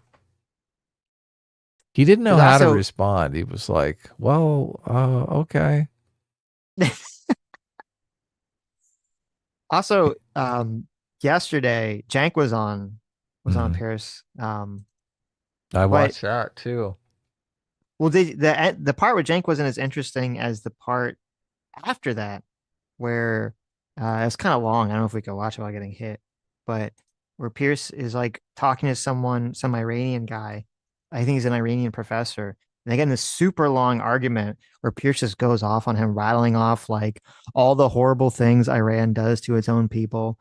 And he's like, stop being such a smug bastard. Your country sucks. Yeah, I guess the guy was trying to get him to go to Iran, which just, why would you? Why the fuck would you? It's not Yes. safe to go to Iran. No. That says something right there. That's the problem with your country. When your country is so unsafe that nobody wants to visit, Mhm. you got a problem. You do. You do. Did you see this message, this text message that Mike Huckabee sent Trump? No. Was Okay, let me it? read It's this a to you. private text message, or Well, Trump this got posted it on leaked or True something? Social. Oh, it was So- private until. I mean, Trump. Well, I'm going to read this to you, and you tell me whether you think this felt like it was supposed to be kept private or just blasted publicly. Okay, let's hear it. Mr. President, God spared you in Butler, Pennsylvania, to be the most consequential president in a century, maybe ever. Mhm. The decisions on your shoulders, I would not want to be made by anyone else. Mhm. You have many voices speaking to you, sir, but there's only one voice that matters. His voice. Mhm. His is capitalized, by the way. I am your appointed servant in this land, and I am available for you, but I do not try to get in your presence often because I trust your instincts. No president in my lifetime has been in a position like yours, not since Truman in 1945. I do not reach out to persuade you, only to encourage you. I believe you will hear from heaven, and that voice is far more important than mine or anyone else's. You sent me to Israel to be your ears and eyes and voice, and to make sure our flag flies above our embassy. My job is to be the last one to leave. I will not abandon this post. Our flag will not come down. You did not seek this moment. This moment sought you. It is my honor to serve you, Mike Huckabee. Mike Huckabee is the ambassador to Israel, I guess. Yes. Yes. That was definitely meant to be private. I mean, it's almost pornographic, the level that he goes to fellatiate Donald Trump. Can you right? believe Donald Trump just released his sex tape of Mike Huckabee? I know. Why would he Okay. do that? Why would he Here's do a such picture thing? of Mike Huckabee on his knees, totally blowing me. Here you guys go. Look, Mike Huckabee thinks I'm doing the right thing. Oh, God, how embarrassing for Mike Huckabee. Can you imagine? Oh, you give Trump the ultimate pep talk, and all of a sudden he's like, bam, True Social. He's like, this was a really good blowjob. The world needs to see it. The world needs to experience this blowjob that I got. Right. Oh my God. That's pretty lame. Embarrassing. Yes. Holy shit. Trump also said, I have not reached out to Iran for peace talks in any way, shape, or form. This is more highly fabricated fake news. If they want to talk, they know how to reach me. They should have taken the deals on the table, would have saved lots of lives. Do you think that Mike Huckabee text message had anything to do with regime change in Iran? Or do you think it just is, we got to take out their nuclear capability? That's a good question. With Huckabee, I could see him advocating for extreme regime change. With Huckabee, it's like boots on the ground, right? He's like, we got to get the fucking troops in there. Right. Yeah, I wouldn't be surprised. He is the real neocon. He's like, listen, Trump, okay, I want you, if I give you a good enough blowjob, will you take my advice? Well, look, he should message back. He should say, look, I'll do whatever God says. Right? If God speaks up, sure.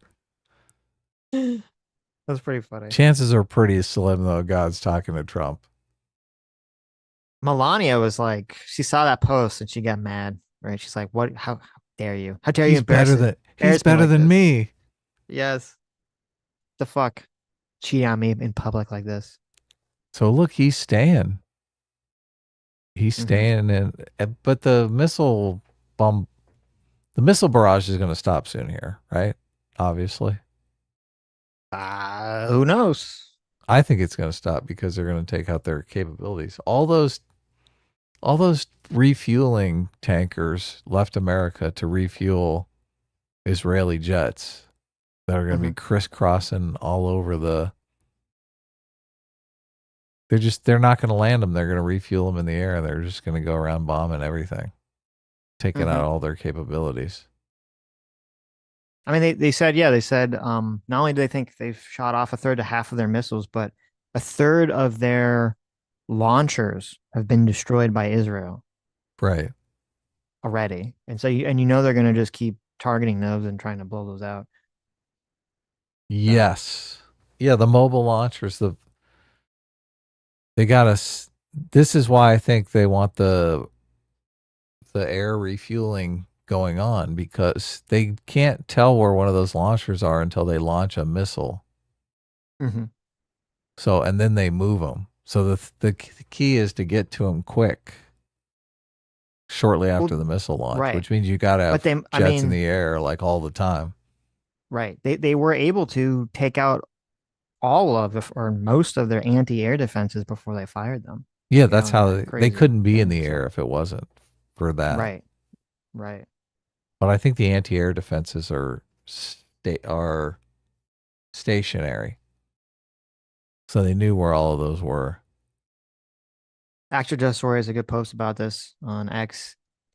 He says, the internet, Israel, go fight your own war. We don't want to send our troops to die in Iran. Israel, okay. The internet, no. And it's the girl screaming no when Trump wins. That's about the size of it. That's really about the size of it. Well, they're trying to make it sound like we're gonna get involved, and even if you support it, you support us getting involved. I think we'll get involved in terms of I do think we're gonna bomb something. At least Trump definitely seems to be. Yeah, I mean, Trump definitely seems to be strongly hinting that America is going to blow something up. I do think Trump looks at things in perspectives of deal making, and I do think he's going to want to do it to make them decommission all their nuke stuff. I don't know if they will or not. And to pay for Iran not doing a deal, right? Right. Yes. Breaking. Congresswoman Ilhan Omar declared America is turning into one of the worst countries in the world. What? Oh my God. Is she for real? I shouldn't be surprised, I guess. But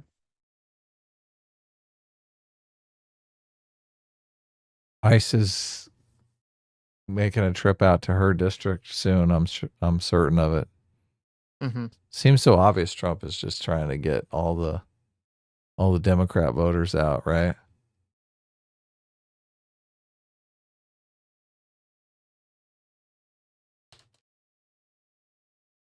Let's see.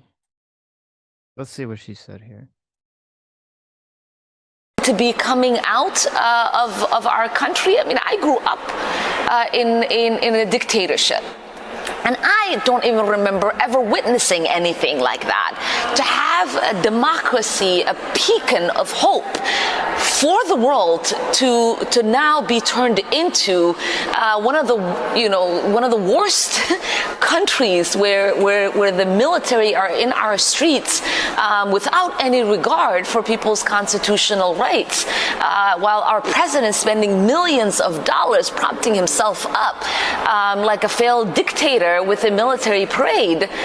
It is really shocking, and it should be a wake-up call for all Americans to say this is not the country we were born in. This is not the country we believe in. This is not the country our founding fathers imagined. Oh yeah. I mean, listen, I don't know. She grew up she's born in Somalia. Okay. Somalia. I think there's a big difference between Somalia and the corruption there and the crime there and the problems there and the instability there versus some people rioting in LA and the military protecting federal building and the police trying to, get people to stop rioting with tear gas. I think it's a little and having a military parade, which, at the worst, I think you could say it was kind of cringe, right? But to say that that's like a fascist dictatorship and it's worse than Somalia, it seems a bit much to me, if you ask me. She might think all the police are corrupt because of her situation in Somalia. That might be something she just believes. Like she might be a defund the police type because her experience in Somalia is all law enforcement are corrupt officials. Even though in America we don't have the kind of corruption, police force corruption, military corruption that they have in a lot of these other countries. So so basically she's just a dipshit. She doesn't get it. Basically she's just a dipshit. I like that. Yeah. Was it AOC was afraid that the congressional security was going to round her up because they were like Trump supporters. Remember? Yes, she was worried. AOC believed on January 6th. The reason that AOC, if you remember, had her harrowing experience, okay, on January 6th, even though she wasn't in the Capitol, she was in a building across the street, okay, where she, if you remember, she hid in her bathroom and she told this terrifying story about how she was so scared she was hiding in her bathroom, holding the door closed when she heard someone banging on the door. She's like, I'm going to die. And it turned out it was security saying, what the fuck are you doing in your office? And why haven't you evacuated like everyone else was supposed to, you dumb bitch? Okay. Yeah. And then, why didn't she? and then after that, even though they're like, go evacuate, she still doesn't go evacuate where she's supposed to. She ends up going on her own to some different building that like no one's even at. So there's no threat there. And she finds Katie Porter, who's some other representative, and she's like, hey, can I hide in your office in case the January 6th people like kill me? And they're like, oh, yes, here you go. Yeah, here you go. And, here's my closet. yeah, you can hide in our. She's like not even concerned. She's just doing her desk work. She's like, I guess if you want, weirdo. And she's like, oh, do you have like shoes? Do you have running shoes in case I have to run away because I'm wearing heels? And she's like, makes her staffer give fucking AOC her own fucking shoes because AOC's like having a panic attack here. She sensed. Remember, she said, I hope to be a mother one day. Like you. I want to be a mother like you one day. Oh my, she had a total fucking freak out for no reason on January 6th. She wasn't even fucking at the building where people were even at. And the reason that all this happens, which got completely like, she admitted this, okay, and it got completely not talked about, was because she didn't do what the security said for her to do because she was afraid that security forces in whatever government building she was in was like part of the MAGA movement and that there were other MAGA politicians that were going to be in the evacuation area and they were going to like lure her into some kind of trap where they were going to like throw her to the mob or something and she was going to get killed or raped. And that's why she didn't go with security. And that's why she didn't evacuate with everyone else and was hiding in her fucking bathroom like a retard. Just insane. How, like, you hear that and you're like, okay, this person should not delusional. be in office anymore, yeah. right? This person is too psychotic to be part of office or too delusional to be part of office anymore. But you understand why they freak out when the National Guard is on the streets, right? I have a completely different perception when I see the National Guard on the streets. I think, oh, my dad was in the National Guard. My granddad was in the National Guard. I met all those guys. They're great guys. Yeah. Yeah. They want to be fucking Superman. They want to go out and save people's lives, right? They want to go out and help people. But Ilhan Omar and AOC think, oh, these are Trump supporters that want to round us up and gulag us. No, it's a good point because like a lot of times, you know, you hear what they're saying and you think like these people have to be lying because they're so stupid. But maybe they're actually crazy. They're delusional. They're completely crazy. Yeah. AOC literally thought she was going to get attacked by her fellow representatives and government officials and government security on January 6th. That's why she did evacuate. So, all right, I got another poll up. Will Trump drop U.S. bunker buster bombs on Iran's nuclear facilities? 67% of you say yes. 33% of you say no. I wish I should have done how many of you are MAGA and think no. I want to do a poll on isolationism. Well, I also want to do a poll on who wears the pants in the Israel-U.S. relationship. Oh, okay. Because that's a good question. You want to bring up, I don't know if we can bring it up. Kyle Kalinske posted an AI picture today of Netanyahu fucking Trump in the ass. I mean, can we bring it up? I don't know how explicit it is.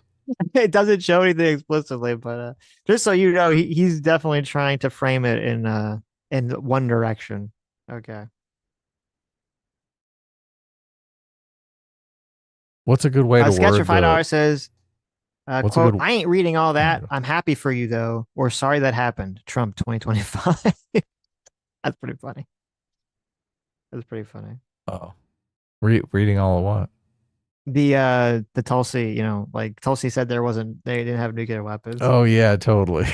That's exactly Yes. right. I didn't read your fucking report. Yes, doesn't care. RBGH fan for $5 says Netanyahu, look at that. Finally gets his war with Iran after warning the U.S. of their nukes since 1990s. I may have to finally join Sitch in TDS land. Look at that. Isn't it ironic? And then now we're switched. Okay, now you have the TDS. Noah Screaming the Void for 2 hours says Dave Smith is always wrong. Who listens to him? I mean, listen. I agree with you. It's sad, but for some reason he keeps getting invited on those shows.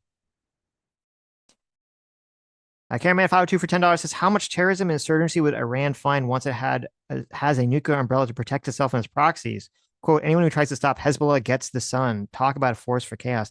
That's a great point too, is that, yeah, if Iran, they get nukes, they're going to start trying to protect all their proxies too, and say, oh, you can't attack any of these, rebel insurgency groups. You can't attack the Houthis. The Houthis, they get to just shoot missiles at trade ships all day. And if you try to attack them, well, we're going to nuke you. That wouldn't be good. Hell no. No. Stuck for Jar says, we have Uncle Sam, but we need anti-war. I like that. Anti-war. Okay, the isolationist poll is up. Should the U.S. stay out of all foreign affairs? I put yes, I'm MAGA, no, I'm MAGA. Yes, I'm not MAGA. No, I'm not MAGA. So you guys we kind of get a look. More honed in look. Right. Blaster Bot for $20. Thank you so much. Says, I don't know what this is about, but Adam has persuaded me. Look, you did a good job. You did a good job, Adam. You already winning. So a lot of persuasion is just being likable. So that's true. Yeah. That's a good point. You just got to lean into the likability. That's true. It's good. That's good. You're making progress. I like it. Bob Go for 35 months says, if you are a reactionary, you should be reacting to the liberalization of nuclear weapons. Ooh, that's interesting. I like that. Yeah. True. Magor for 20 months says, if we're talking about convincing. Paul Watson is like, another straw man poll. Paul, let me know. I'll put up a poll for you. How do we do a poll that is not? Paul is our #1 MAGA guy. Right. Tell us what poll you want to see. Okay. Mm-hmm. We want to persuade Paul. Paul is listen, Paul's beyond persuasion, but. Do you think so? Probably. Come on. Probably. Kick no stanza would be a good. He's a. I am curious critic. as to what is the poll? What is the perfect magical question? Right. Yeah. What is the anger point? Why are people saying? Why are people comparing us to Ben Shapiro and why is that bad? Like, what's wrong with that? Mm-hmm. I don't know. Maybe the isolationist poll will get us there. If you don't believe that America is bad and America should put its head in the sand and tell Israel to fuck off, then you're Ben Shapiro. Yeah. You got to kick Israel in the dick, right? Magor for 20 months says, if we're talking about convincing, I'll note that I haven't seen Adam bring up the democracy index since last October. I guess a solid argument works. Was that Magor? That was Magor, yeah. Yeah, of course. I think about it quite often, though. I mean, it's an imperfect instrument, which you obviously pointed out, did an excellent job of pointing out that it's an imperfect instrument. But I do think we still need some kind of instrument like that. Just like CPI, Consumer Price Index, is an imperfect instrument, but you do need it. You have to have some way of determining the health of a nation. Mm-hmm. GDP is an imperfect index, right? But of course, what are we going to do, right?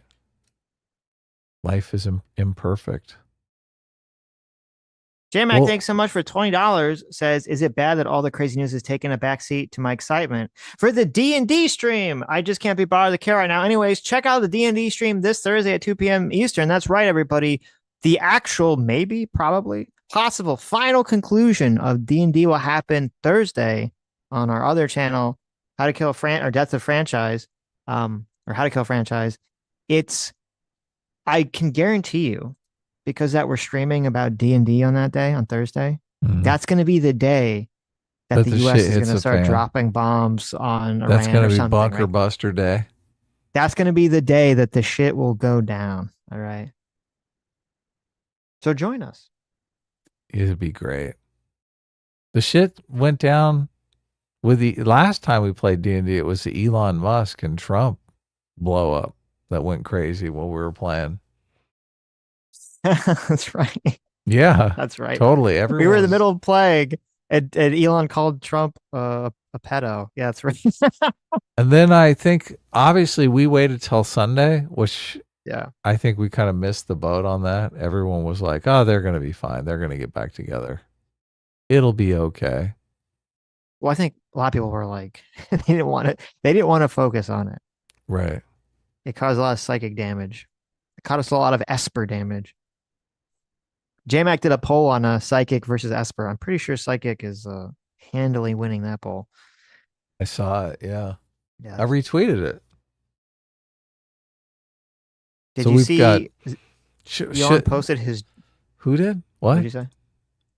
What?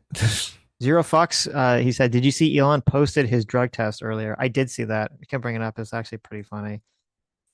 Yeah. I didn't see Elon posted it. I saw Elon's #1 simp, Ian Miles Chong, reposted it. Elon Musk literally took a drug test and posted it. And he's like, see guys, I'm not on anything. I'm clean. How do you feel about that? I mean, he's Elon Musk. He can buy pee from anyone, right? Well, that's a good point. That's a good point. There's actually a community note that's suggested that says... doesn't he have like 14 kids he could get pee from? There you go. That says he could get pee from... How do we know it's not little X's pee, right? They said that these analyses for most drugs are only detectable within 7 days or shorter. So, he could have just been sober for a week, peed in a cup. Don't they sell like little... I don't know if any of those work. I've never been in this situation. I know they sell like kits that you're supposed... or things you're supposed to like drink. Like if you have to take a urine drug test to get a job in like 48 hours or something, you're supposed to like drink this shit so that your pee is clear. I know I've seen stuff advertised. I know a lot about them, but I never used one. I'm sure you do. I know I've seen it advertised. I've never... I don't know if they actually work or not. But... I had to take a drug test once for a job. So, Have you ever had to take a drug test for a job? Of course, of course. But really? I don't do drugs, so it's not a problem. No fun. Yes, I've peed in a cup. I've peed in the cup. Okay. Pee test is nothing. Yeah. It's a blood test. Oh my God. That's where they really get you. I'm not afraid of needles. It don't bother me. No, it's not the needles. It's they stay in your blood system longer. The pee test is usually, yeah. IJP Mexico says, that's not true. My body was off weed for over a week and I still got busted. Oh, snap. Look at that. Was it a blood test? Yes. Because a blood test was it a blood test or a pee test? Yeah. It's funny because that you say that the community note actually says, if I read it directly, it says your analysis results for the majority of drugs are only detectable within 7 days, parentheses, shorter for many, potentially longer for cannabis. So there you go, which I'm sure is one of the most detected sources or substances. So I think I found the heart of the disagreement that we're having whenever we talk about Israel or Ukraine. I did a poll, should the U.S. stay out of all foreign affairs? And it's about 21% say yes. It's about 10% MAGA and 10% non-MAGA, but at least 20% of you are just complete isolationists. You're like, no, nothing. We shouldn't do anything. So that probably relates to the Israel issue. Sure. But I think, again, I'm fine with isolationism in spirit, but it's like, is it going to come back to, I feel like there's way too much, I don't know what the word, naive Pollyanna, optimism. yeah. Naive optimism about isolationism. Like, oh, we can just ignore the rest of the world and it's not going to come back to bite us. Right. Everything will just be fine. Yep. Right. Well, I mean, in the poll, the majority of people said they thought Iran would use nukes for nefarious purposes. So, which is, if they do, it's going to draw us into that conflict, obviously, much harder than, whatever's going on now. Well, that's the argument to make. Right. I want like a solid question that we can try to persuade the audience on. Try to make some sort of rational argument why being completely isolationist is not a good position, right? We want to argue them out of that position. Mm-hmm. Well, go ahead. I don't know if you can, because I mean, I think it seems fairly straightforward.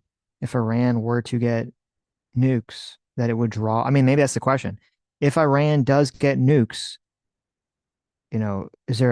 what is the chances? Do you think it's highly likely that they will, be used in some capacity and draw America into a war?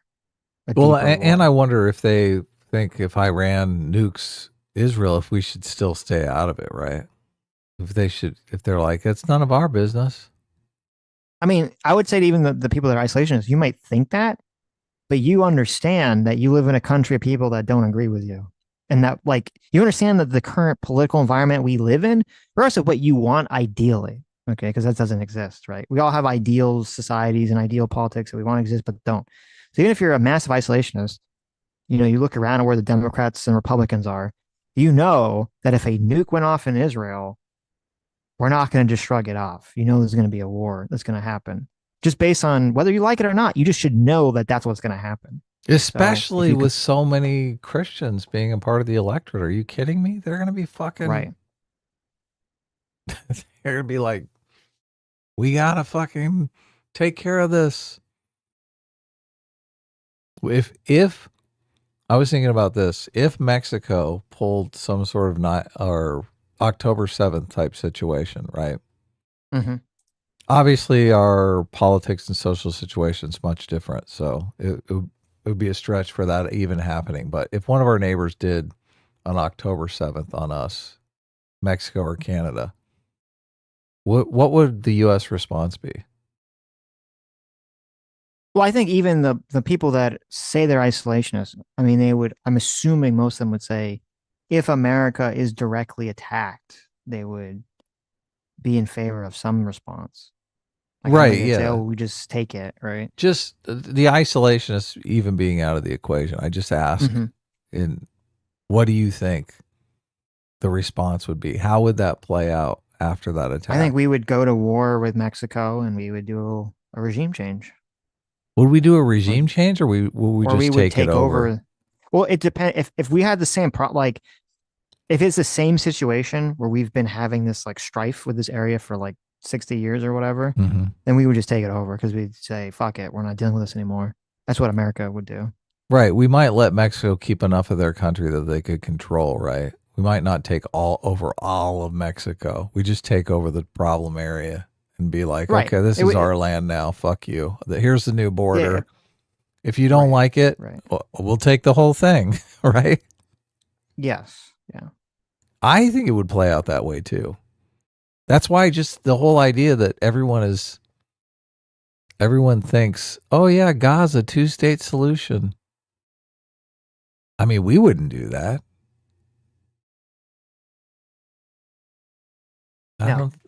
I don't know why we would expect Israel to do that. I mean, the situation's a little different because, like, obviously Mexico's a really big country. We haven't, Gaza's tiny, right? Tiny area. So, but that makes it more likely that they just take it.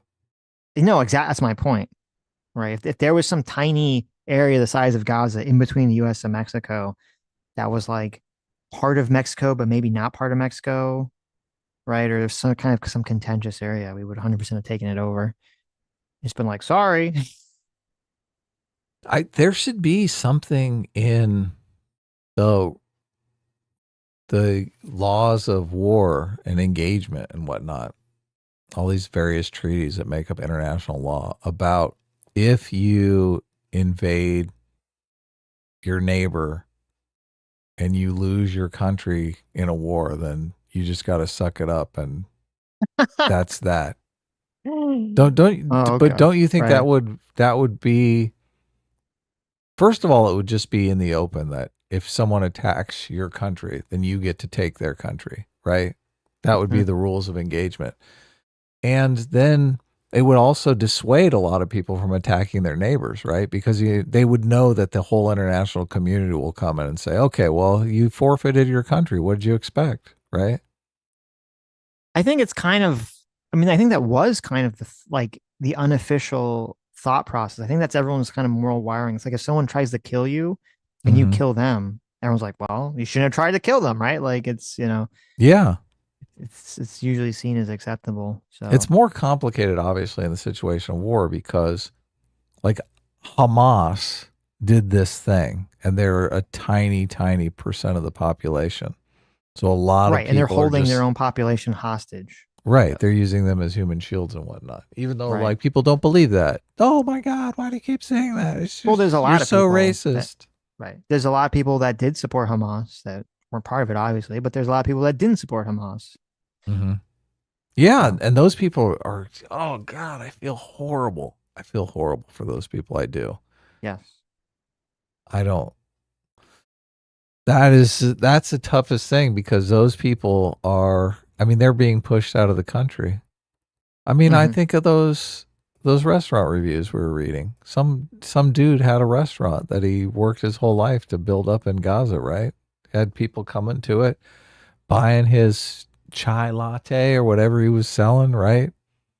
And that guy's place is gone, and Israel's pushing him out, saying, "Hey, you need to go live in Egypt or somewhere else," right? That's totally fucked up. But I blame Hamas 100%. I don't blame Israel. Just a fucked up situation. And the people who are in that situation, this is a giant problem with autocracies, because the guy that works hard to build up some restaurant or cafe or whatever, some business establishment, in an autocracy, you can't even turn that economic power into political power, because the autocrat comes in and says, nah, you leave politics to us, and you focus on your business, you focus on take care of your family, but we're going to run the country, right? And if we want to do anything, we can do it. If you want to do anything, shut the fuck up, right? Putin literally had a conversation with all of the titans of industry in Russia after he took over, basically saying, look, you let me and the party handle politics, and you guys just stay out of politics, right? If you stay out of politics and just run your business, right? Run your oil company, run your shipping company, whatever it is, everything will be fine.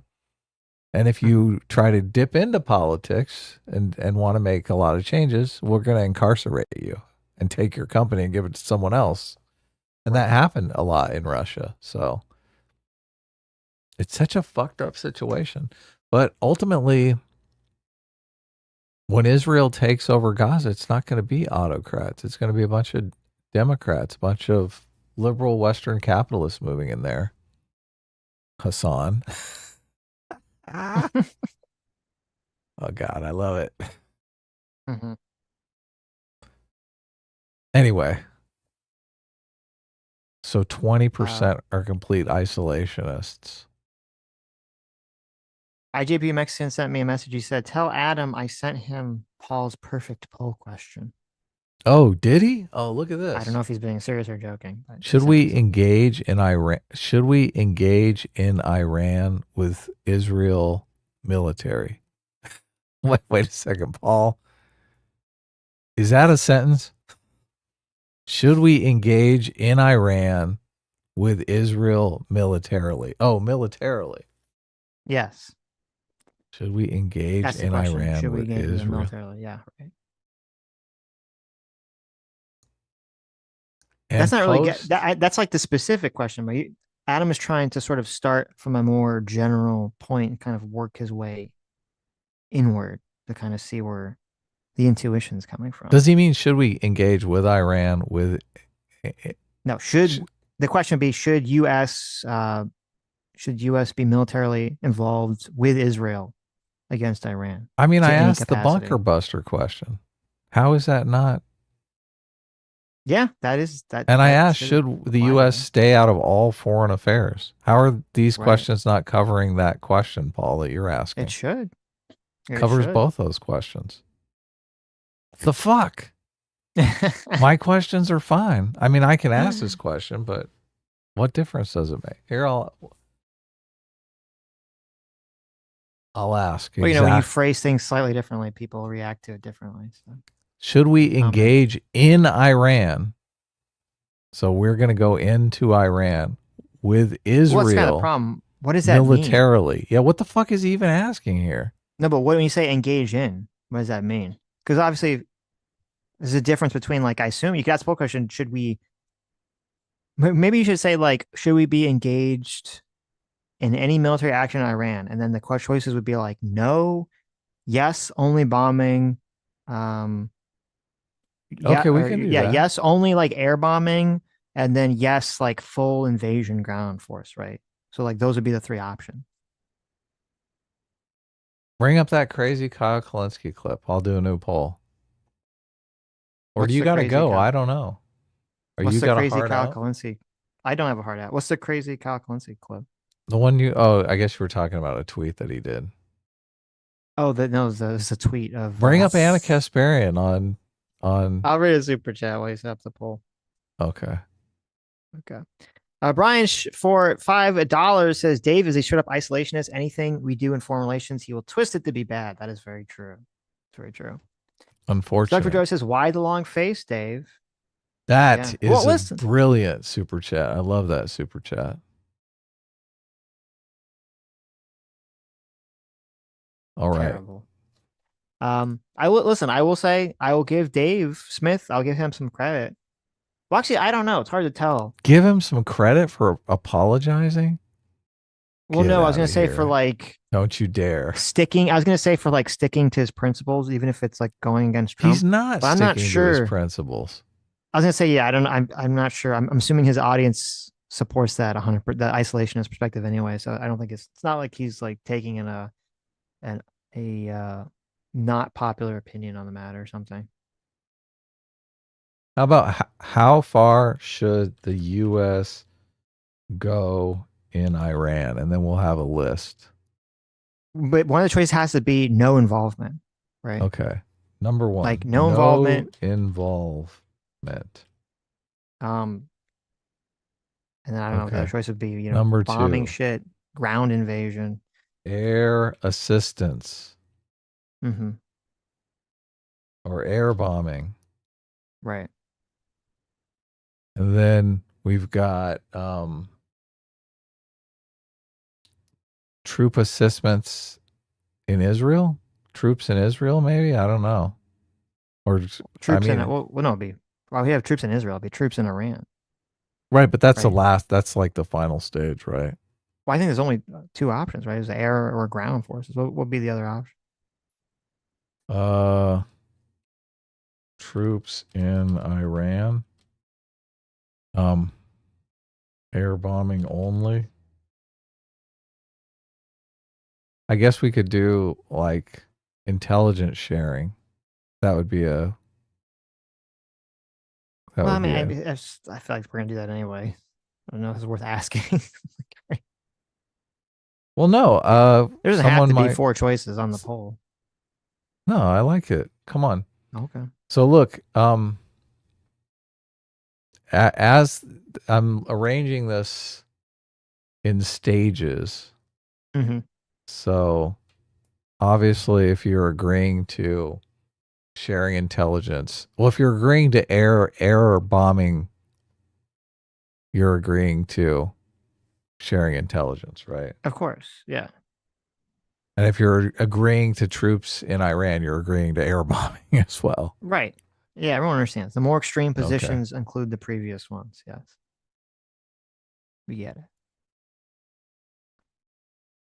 Good. Voltaire's Puppet for £10 says, I bought the super chat and all I got was this 25 experience and no t-shirt. Can I have some free will points too? Yes, you can, Voltaire's Puppet. You get 10 free units of free will directly to you. Actually, you know what? You're going to get double free units today, There you go. Good double. job. It's a national holiday. Okay. It's the couple days after Flag Day / the military's birthday / bombing Iran holiday. So you get 20 free units of free will straight to you. I'm giving people double free will today, just so that you guys will make sure that you bank and use your extra free will to not start a nuclear weapons program in your basement, so you can avoid getting blown up. All right, that's my advice, to use your free will in that fashion. RBGH fan for $5 says, do you think they could maybe sell their oil if they had nuclear power? No. First of all, they're already selling their oil. As I said, they have the second. I don't think you understand the amount we're talking about here. They have the second largest reserve, not just of oil, of natural gas specifically, in the entire world. They are the major exporter, or were before all these sanctions, major exporter of oil and natural gas to a lot of the surrounding areas. Okay, they have more than enough supply to sell to the rest of the world and to themselves. And just for the economic perspective, so you'd understand how much you have to make up for it. Okay. So it cost them $0.0002. All right. So it's less than a penny for them to be able to do per 1 kilowatt per hour for electricity using natural gas. Using their nuclear reactors, it costs around 70 cents. So we go from 0.002 to 70 cents. That's the difference they'd have to make up. So you just think of how much more oil they'd have to sell to make up that difference. It doesn't really make sense economically. MA566 for 19 months. Thanks so much. Says, day one, will Sitch and Ab be able to capture their audience? Stay tuned. Yes. That's what we're going to try to do. We're going to fight back. We're going to make sure that this poll, how long are we going to take? Is 30 days enough? We have to turn this poll around, Sitch. This poll, how far the U.S. I forgot to put should in. Holy shit. How far the U.S. go in Iran? Okay, that should be how far should the U.S. go in Iran? No involvement ever. Sharing intelligence only, air bombing only to U.S. troops in Iran, which is currently at 6%. We have to drive that 6% up to 100%, Sitch. We have to whip these people into shape. Mm-hmm. They have to all be ready to join the military. I will make an agreement. I will make an agreement with anyone that disagrees. This is my agreement, okay? If this turns into a wider conflict where Trump, have American forces engage in a war with Iran, and it becomes an Iraq-Afghan situation. We have to put troops and resources on the ground, and we're trying to take over or whatever, and all that stuff. Okay. If that happens, I'll completely apologize and say I was 1,000% wrong about this entire situation. Okay. What? Oh my God. It's so painful to hear you say that. Why would you say that? What if that doesn't happen? Okay. You have to apologize to my butt. But if that doesn't happen and America either doesn't get involved whatsoever militarily, or we just blow up some shit from the air and that's it, and there's no broader conflict, there's no World War III, no one's getting drafted to fight for Israel, blah, blah, blah, blah, blah, then you guys actually say, oh, I was wrong. Maybe this whole thought process about every time America gets involved in anything, we just immediately start to scream, don't get involved, don't get involved, don't get involved. Maybe I should take a second, reflect on that, and say, that's not exactly the way the world works. I don't have to actually scream that talking point every time. That would be the agreement that I'll make. And we want it in writing. signed in blood. It could be it'll be a gentleman's agreement. It'll be a No, I gentleman's want agreement. it. I want it in writing. I want it to say across the top that you were wrong. That's exactly. Okay. And I want you to capitalize every letter in the word wrong. Because I know people were saying that about all the pictures. People were saying that about Ukraine. Didn't happen. People were saying that about Yemen with the Houthis. It didn't happen. So Oh, they were. I don't know how many times we're gonna go through this dance. Be completely correct, and everyone's gonna be pissed at us. Colt Hammer for $5 says Laura Loomer surprisingly has a base take on Iran-Israel conflict.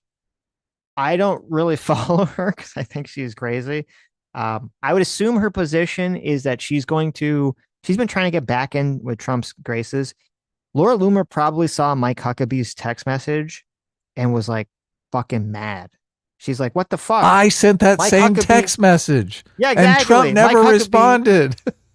Mike Huckabee stole my message. She probably sent that text message. Mike Huckabee like, you think Trump would like this? Okay. And Mike Huckabee just fucking Oh my yanked it God. right from her and put his name on it. And she's like, that fucking bitch. Laura How Loomer dare he?" is She's- Jewish, isn't she? I think she is. Yeah. So I would assume that's her position is just, she's going to do whatever Trump says because she's trying to get back in his good graces. She doesn't want to she wants to get unloomered. Oh, wow. The Mongolian Leprechaun Surferman from Saturn for $10 says, hey, Sitch and Adam, looking forward to Thursday's D&D stream. I hope it has a part where you guys fight a horse-sized great blue heron and an elephant-sized honey badger. Well, I guess that will be up to JMac whether we have to fight a horse-sized duck or not, right? Maybe that's the final boss in the D&D thing. Okay, JMac's like, and then a horse-sized duck, a very large fowl of enormous size, drops in from the ceilings of the mine, possessed by the evil Eldritch one. I mean, Elder that one. would be crazy. There you go. We would an finally idea. have an answer because Right. look, I would be there fighting the horse-sized duck, and Sitch would be far away, like shooting at it from a safe distance. All this talk about, oh, you get in there with the legs and you kick the legs out.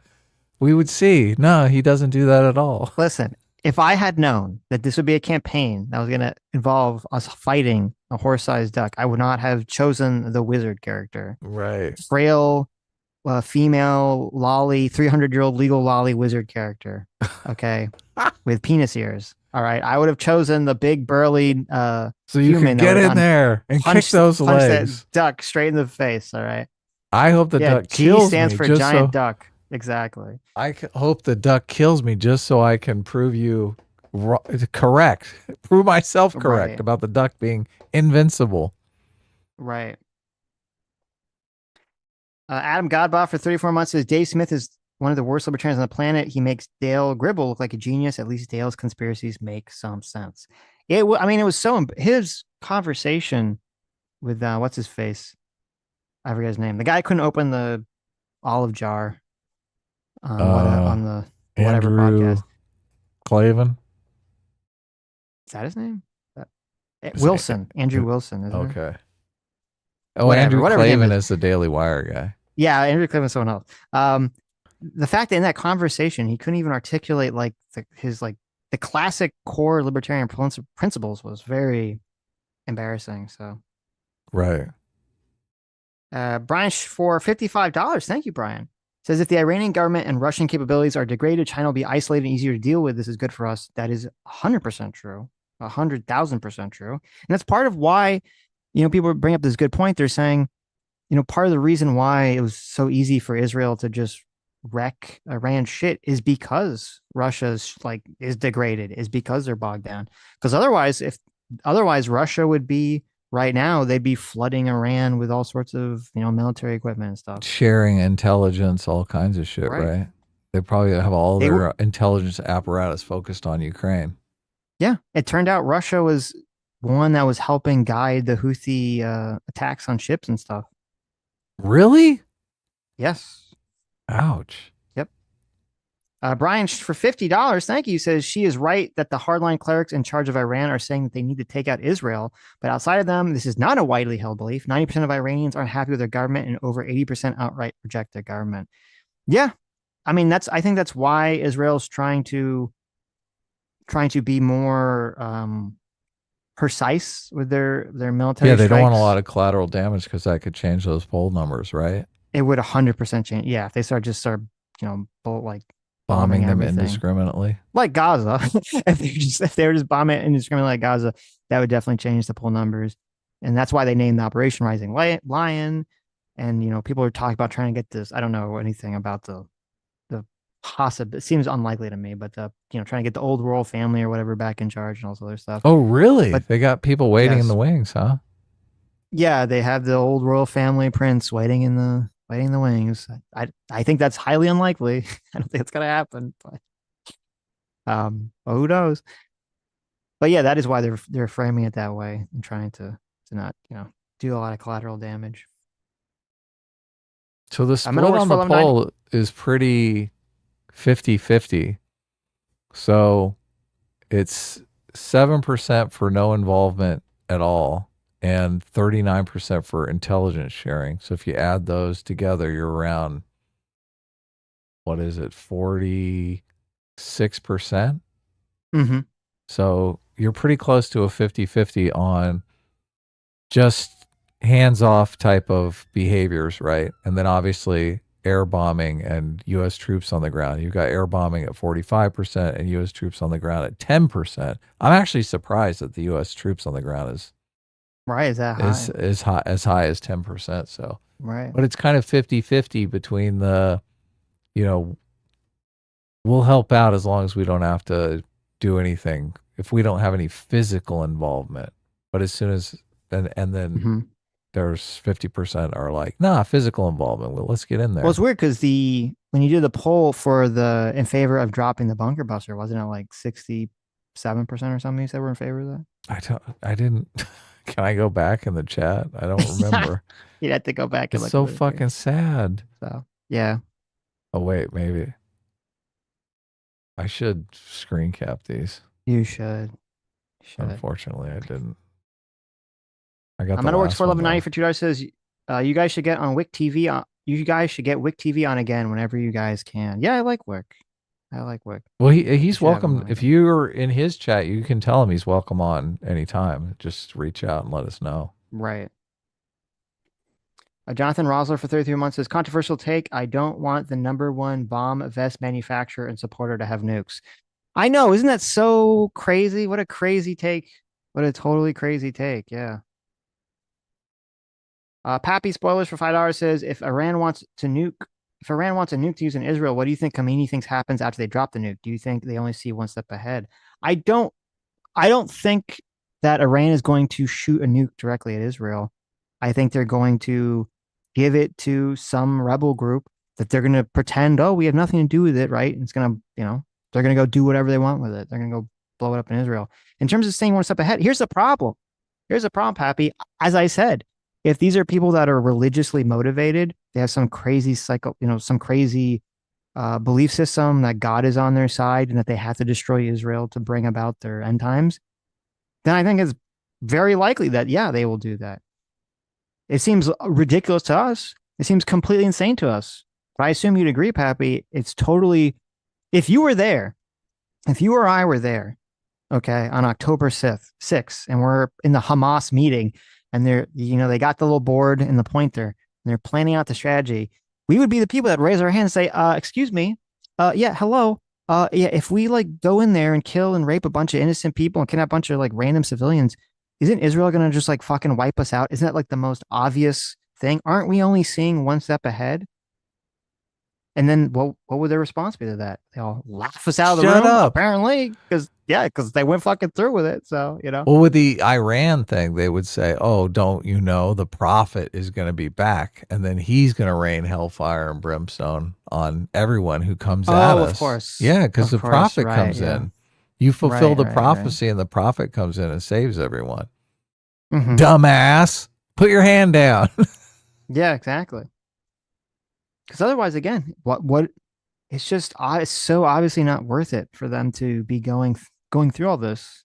Just give up their nuclear energy, their quote nuclear energy in quotes. Otherwise, Look, Paul Watson's weighing in here. Welcome, Paul. Paul Watson for $2 says, go ahead. AOC cried at an empty parking lot for a photo op. That is true.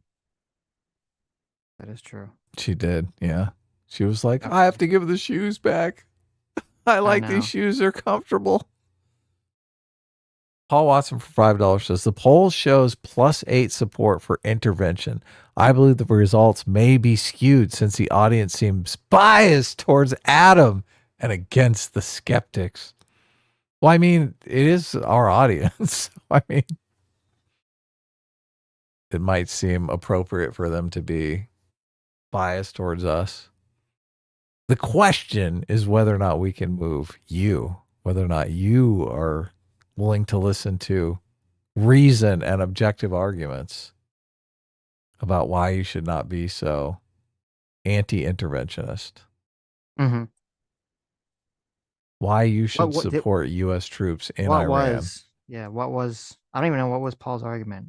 Why we can do nothing ever. I don't know. Paul, you want to come on? You want to jump on the stream and give us your argument? Then you wouldn't have to super chat us. Did you ever find out the poll results for the other poll? Because I thought you said it was like 67% or something.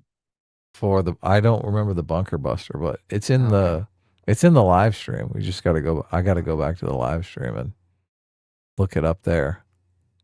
I got the last one. If anyone wants to go back and get us the poll numbers, that'd be super good. I got the last one. Should the U.S. stay out of all foreign affairs? That's only 19% say, or 19% are in favor of complete isolationism. Mm-hmm. And half of that is MAGA and half of that is not MAGA. Half of that 19-20%. Didn't Hamas get exactly what they wanted from the attack? Did Hamas want to lose control of Gaza completely? I don't know. I think Iran might have was that gotten, their plan? I mean, I think Iran might have gotten exactly what they want in that everyone is turning on Israel. Is it in that clip where they talk about the collateral damage being part of their campaign strategy? That they really want to turn everyone against Israel? They really want the world to perceive of Israel as the bad guy? Yeah. Well, I mean, you could say if Hamas is motivated by this, like, we're going to die in glorious jihad, so it's totally okay because we're all going to go to heaven, then I guess they did get what they wanted, right? If that's their worldview from that perspective. Maybe from Iran's perspective, you could say, and this could actually be true for Iran, they could say, hey, a lot of people turn against Israel, which they have. They don't give a fuck about the Palestinians. They don't. Iran is totally fine to just they want the genocide in Gaza. Yes, they're totally fine. Iran's, from their perspective, they're totally fine just throwing a bunch of Palestinians that die just to get people to get mad about Israel. Yeah, that's great for them. So that's why they gave them all the money to plan it.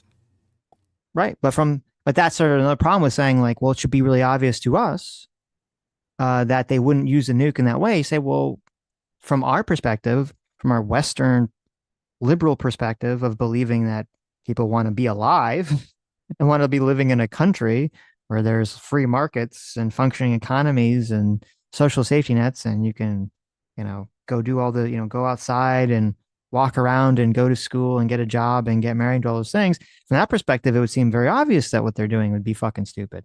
But if that's not their goal and their goal is something else entirely, like dying to jihad and going to heaven, well, it's going to change their actions. Yeah. That's scary to even think about.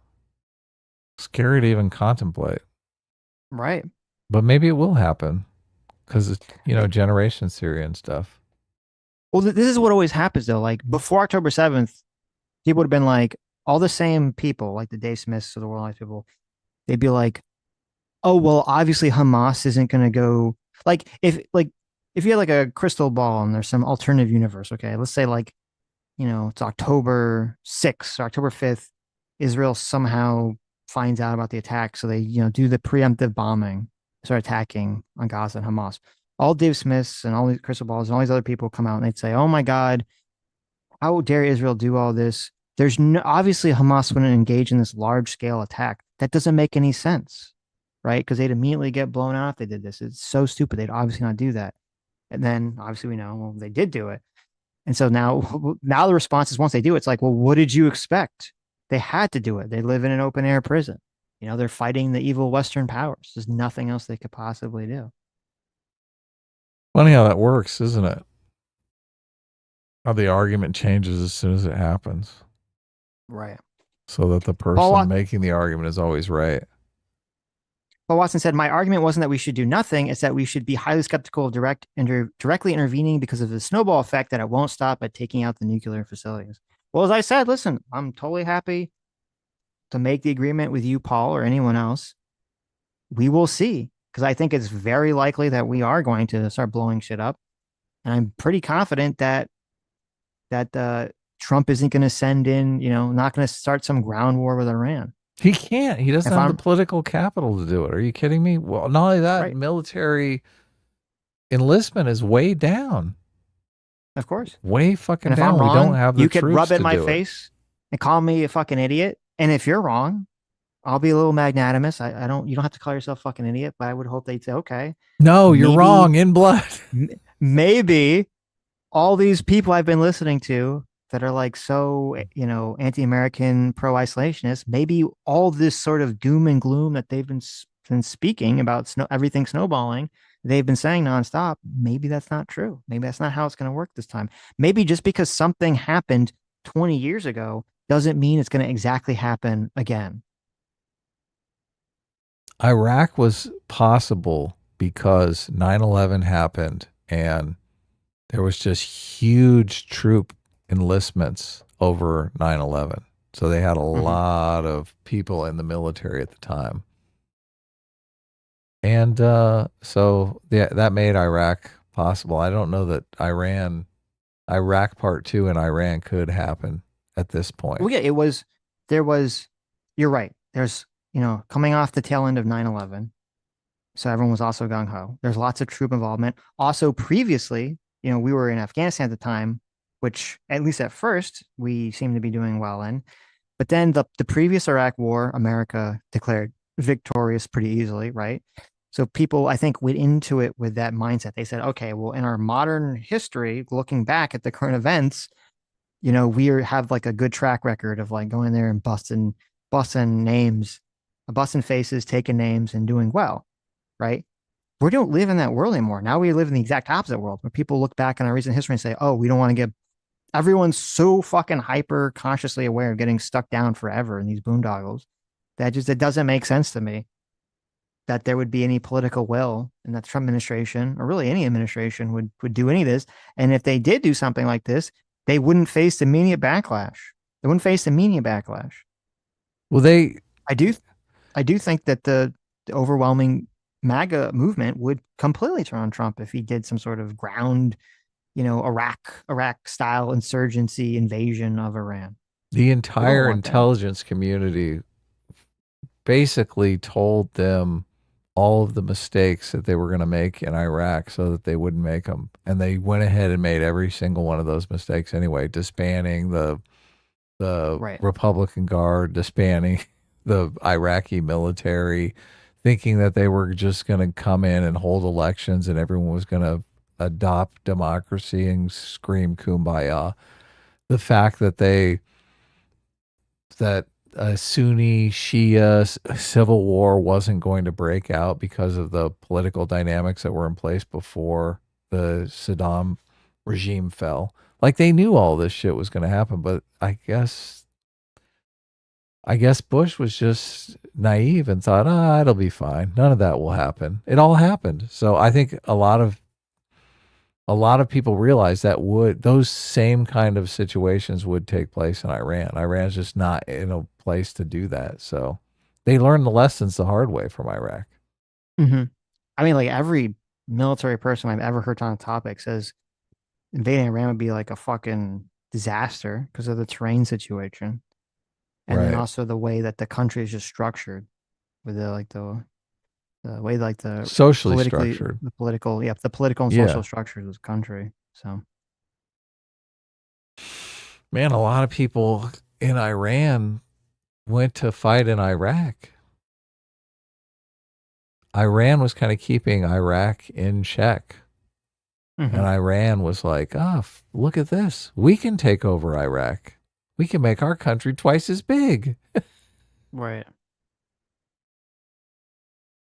Yeah, they're just operating on a completely different mindset. It really is the empire mindset. It's funny that America is always being accused of being an empire, right? Yeah, and all these other countries are literally engaged in that behavior, and they get a pass from the same people. Right. Yeah. Katana Blue Jay for 10 Canadian says, I don't know if anyone pointed this out yet, but Israel's hand may have been forced because after Operation Spiderweb, they had a limited window before Iran secured their assets from Israel's similar tactics. Maybe that's a good point. I I've haven't heard heard anyone bring people that up. I've heard people make that argument, and it does seem okay. like a sound argument. Right. So Spiderweb took place in Ukraine, where Ukraine had a bunch of drone operators, and it was very similar to what happened in Iran with Israel, because Israel did have trucks that opened up, and the drones came out and flew and found their targets. Same exact strategy, right? Mm-hmm. So if you're sitting in Iran and you see this going on in Ukraine, you're thinking, hey, I wonder if they could do something like that here, right? Right. Maybe we should get these assets underground. Seems like they put a lot of infrastructure in underground shit anyway, too. Mm-hmm. Mm-hmm. Because they're worried about the bombing. JMac for another $10 says, does Adams Paladin get advantage on all skill checks since the stream is on June 19th and he's, Oh, yeah. It's a good, I it's a should good get point. some extra hit points just for There you go. for reparations. It's Juneteenth, right? Yeah. Adam is playing a black paladin who, despite wanting to be evil, hasn't really done anything evil. Really? Nothing? Yeah. I guess I gotta fix that. You didn't eat innocent hobos. We haven't really had an opportunity to do that. That's true. That's true. You guys have done a lot of desecrating of the dead. You did get mad at Dev for burning down a tavern and desecrating the corpse of a giant worm. Well, look, I'm focused. I want to find more about I'm on the G mission. Okay. You want to find the G spot? I don't have a lot of time for all this rifling through people's pockets. Okay. And I don't see, is that a big portion of D&D is like dumpster diving? Yes. It doesn't seem, it's not really action packed. If you're correct. If 80% of the game is dumpster diving and 20% of the game is fighting and battle, mm-hmm. finding dragons, slaying them, why can't 80% of the game be that? And like 5% of the game is dumpster diving. Listen, that's the way people play it. They say, I got to loot everything, right? Got to loot every corner, every room, every chest. Got to rifle through every dead body to find stuff. You never know. So it's basically just like South LA. I mean, come on. I thought this was a fantasy. Mm-hmm. Everyone's got to run into the Gap and get their free shoes. There you go. Oh, I'm going to bring that up. I'm going to bring that up on Juneteenth. Terrible. When Dev goes through someone's pockets again. Oh my God, let him go. Do you really need another silver piece? Yeah, Dev. Do you really need another sword, another silver piece? This is a one-shot You rounded campaign. them up and we're selling the shit. Oh my God. Listen, when I do it, it's okay. All right. Sitch has a little lemonade stand with a bunch of swords and crossbows and shit. I can't help He's it. out Okay, there I at the played. swap meet. Here's the problem. Me and Dev and Rags, we've played too many of these games. Okay, it's like ingrained in our behavior. You got to loot everything and sell. Why? It, right? Because we've been conditioned. We've been conditioned by playing Fallout and Oblivion and all these other fucking games. Oh, the youth have You're been right, that makes ruined. sense. And we have been. Get yes. to the dragon. We The need real to Halsey find for G and behead that motherfucker. The real Halsey for 10 months says U.S. attacking Iran on June 19th would only be surpassed by Adam's character dying on June 19th in terms of hilarity and irony. I'm gonna try my hardest, guys. There you go. I mean, you were like in the middle of drowning. When Yeah, we look, stopped, so I might be dead 5 minutes into this game. You might be dead. Yeah. It's not looking good for me, to be honest with you. No.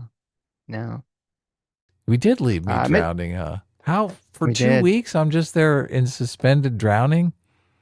That sounds Adam like has been torture. treading water for 2 weeks. Okay. He's just been dog paddling. Wait a sec. Starhawk says Adam is such a normie. If everyone else is doing the dumpster diving 90% of the game, how am I the normie? Seems like they're the fucking normie, and I'm the one that wants to do something differently. Got him. I'm the one that wants something exciting and new. Like drowning. Right. Mr. Ubercross for $5 says, if you want a real drug test, get a nail bed test. It's very hard to fool. Can go back like 180 days. Urine test, even hair follicle test can be rigged. Wow. Well, there you go. A nail bed test. I never heard of that. That's how you get them. In the nails. Oh my God. M8566 for $5 says, Adam is a black man in heavy armor. He's gonna drown. Look, I can swim. I have a swimming spell. Adam was trying really hard to avoid stereotypes by being very against looting. Okay. And yelling at us for stealing everything. But unfortunately. Yeah, look at this. Look at this. It's like stereotype reversal day. I'm the black man that doesn't want to loot, and fucking all these guys, all these white characters. Don't worry. The legal law, 300-year-old legal lolly, will cast a spell, and I will save Adam. All right. Nice. I will save him. I think that's what we're in the process of doing. That's what I should have probably done it from the beginning, but I thought you guys could handle it. I thought you could jump on some stones. Okay. I think we did, and we slipped, right? Well, you slipped. I made the jump successful. You did not. Right. My rolling streak had run out. I will save you guys. Okay. Don't worry. I'll save everybody. As I did before when you guys were all falling to your deaths. And I cast Featherfall. I completely forgot about that already. Yeah. See, this is why no one appreciates the wizards, okay? I save everyone's life and you just forget. You don't even care. Well, you're so far away, it's hard to remember you're even in the party. Chuckle Desert 31 months says there are a lot of people online and in this chat that would see a nuclear war start and could not understand why we should get involved. It feels that way sometimes. Or do anything to stop it. That. Yeah. I was wondering that. I was thinking, boy, if the Holocaust was happening now, people would be like, let's not get involved, which is super scary. But then I was also thinking that a bunch of people believe that the Holocaust is happening in Gaza and we're funding it. And they want to get involved by withdrawing American funding for the Gaza. Isn't that interesting? Yeah. Don't get involved with anything else, but the thing that we're involved in, don't be involved in. It's almost like there's something else motivating the behaviors here, right? What do you think it is? Well, I couldn't tell you. Hold on, Anthony, I want to play this clip of Anna, but Oh. are we? We got a bunch of super chats. Not been releasing those numbers consistently throughout this war because it varies a lot. And in addition to that, we have a lot of the lists that have been released by Hamas, at least initially by the Gaza Ministry of Health, which is, of course, Hamas controlled, that they have changed the data after the fact. So there's a lot of inconsistencies. There's a lot of information from the dust that has not settled. This is an ongoing war. And I think that's part of the reason we don't know all the answers to that. Nonetheless, any civilian death is a tragedy. It's an awful, awful thing. I wish that it wasn't happening, but unfortunately, it is Hamas that has rejected repeated ceasefires, including the most recent one that would have seen at least 2 months of ceasefire, as well as the release of 10 hostages, as well as the bodies of dozens more. All right, Omar, first of all... A pause in fighting is not a ceasefire. A pause in fighting is not a ceasefire. I'm so sick of... Let's give it a pause a second before... so we can avoid. Or is he bad about copyright strikes? I don't know. Yeah, sometimes. Has he? I don't think Piers has ever been bad with us, but. So, according to Fox News alerts, it says this is a couple hours ago. President Trump is seriously considering a U.S. strike on Iran's nuclear facilities, particularly the Fordo plant, which is built in the mountains. That's where the bunker buster would be used. President Trump has just convened his National Security Council and the Situation Room and are meeting with them to determine the plan as we speak. Apparently, the only option to knock out Fordo is dropping a bunker buster from a B-2 Spirit, which only the U.S. has. Why would he leave the G7 early if they weren't contemplating, if this wasn't the game plan? Obviously, yeah, right. Because he's got to be in a SCIF, a secure information thing, for him to even have a conversation. They can't just do a signal chat? No, they can't.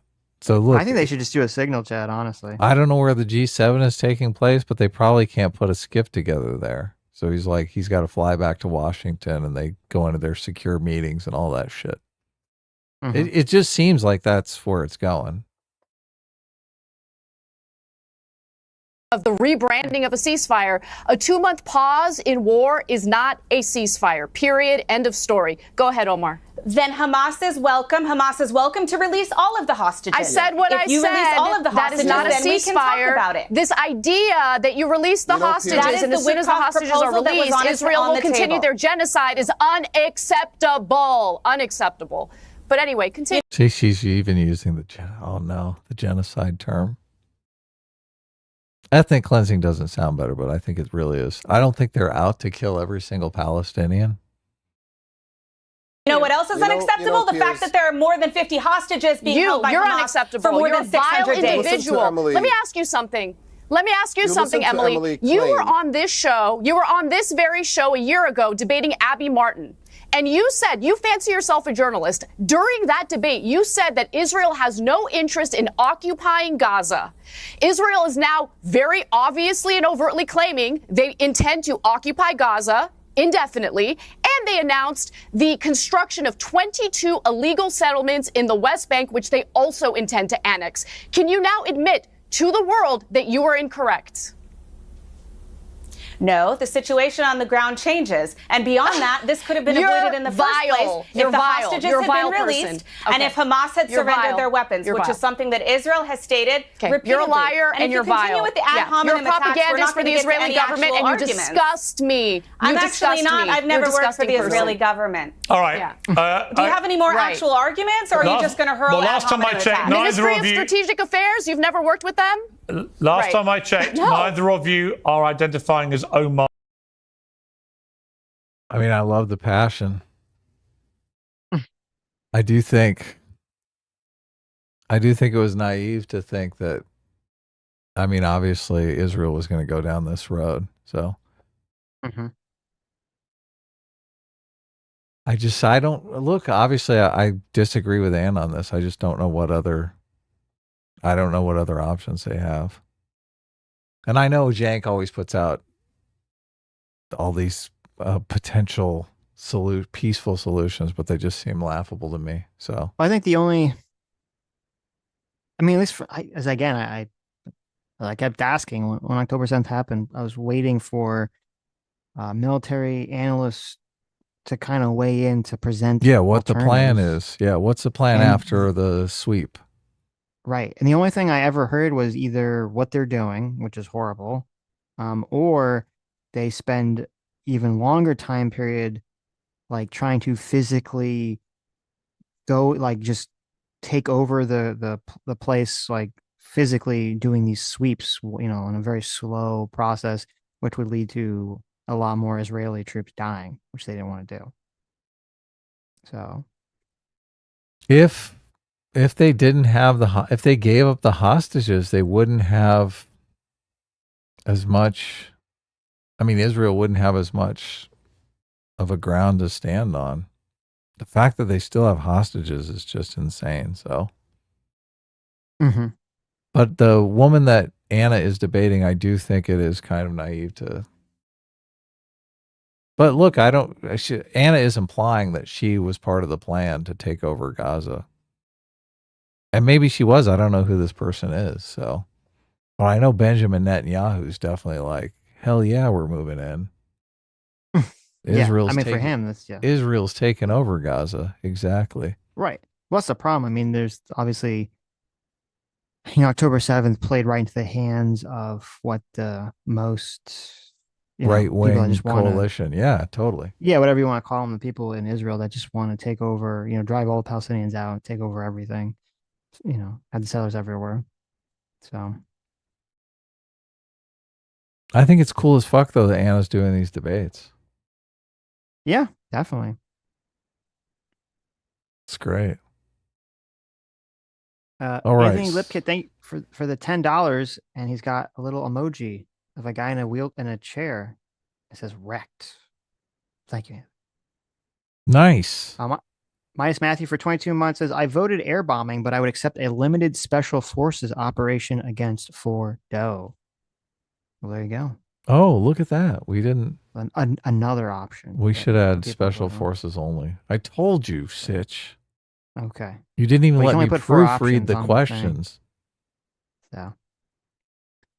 Guru Rawl for 35 months says, isn't that what you really look like in real life, Sitch? That is true. In real life, I am a 300-year-old legal lolly with penis ears. That is correct. And also female.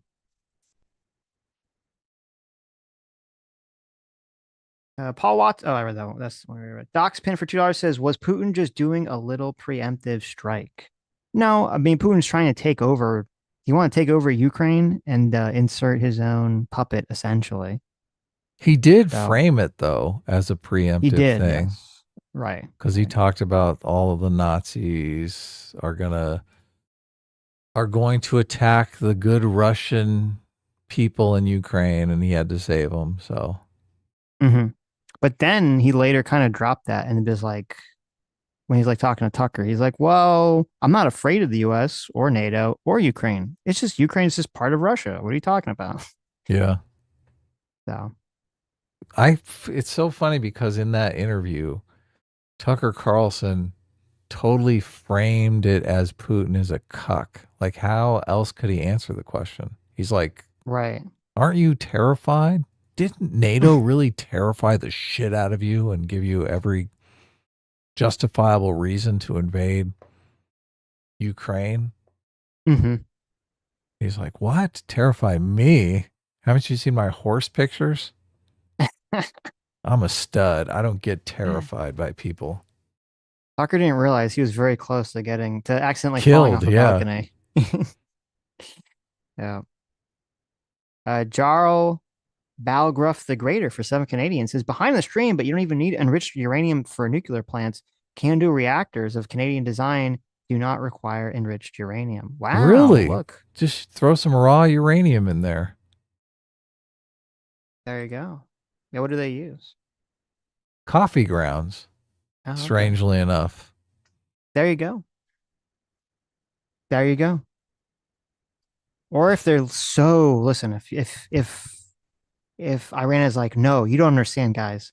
We're really big into green energy. Okay. Yeah, we have all this natural gas and it's so cheap for us to burn, but it's just bad for the environment. We want nuclear energy because we want to stop climate change. Okay. We don't like all this gas we're releasing in the air. People are like, okay, listen, I'm sure you'll be happy that, surrounding Arab countries in the US and anyone could enrich whatever the fuel is that they need for it and just give it to them, sell to them. Wholesale.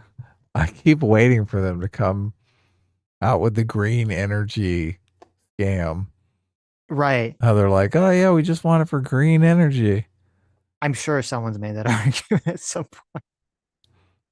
I'm sure Hassan will be all over that, right? Look, they're just trying to do green energy. Climate change is a big problem. Climate change is the biggest existential threat, okay? Obviously.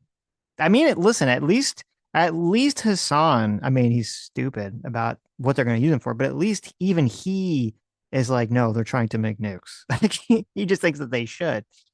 So, even he Oh my is on God. that position. That's such an insane position. I know. JMac for $10 says, I rolled for Tuval's initiative and he got a 20, so he goes first next session. There you go. Yeah. Is Tuval even there? Wasn't he like back and doing whatever he's doing? Is he going to jump in? Is Tuval going to sacrifice himself to save Adam from drowning? We're all going to die. Hero. Who is Tuval? Right. That was the Cobalt. Oh yeah, the Cobalt.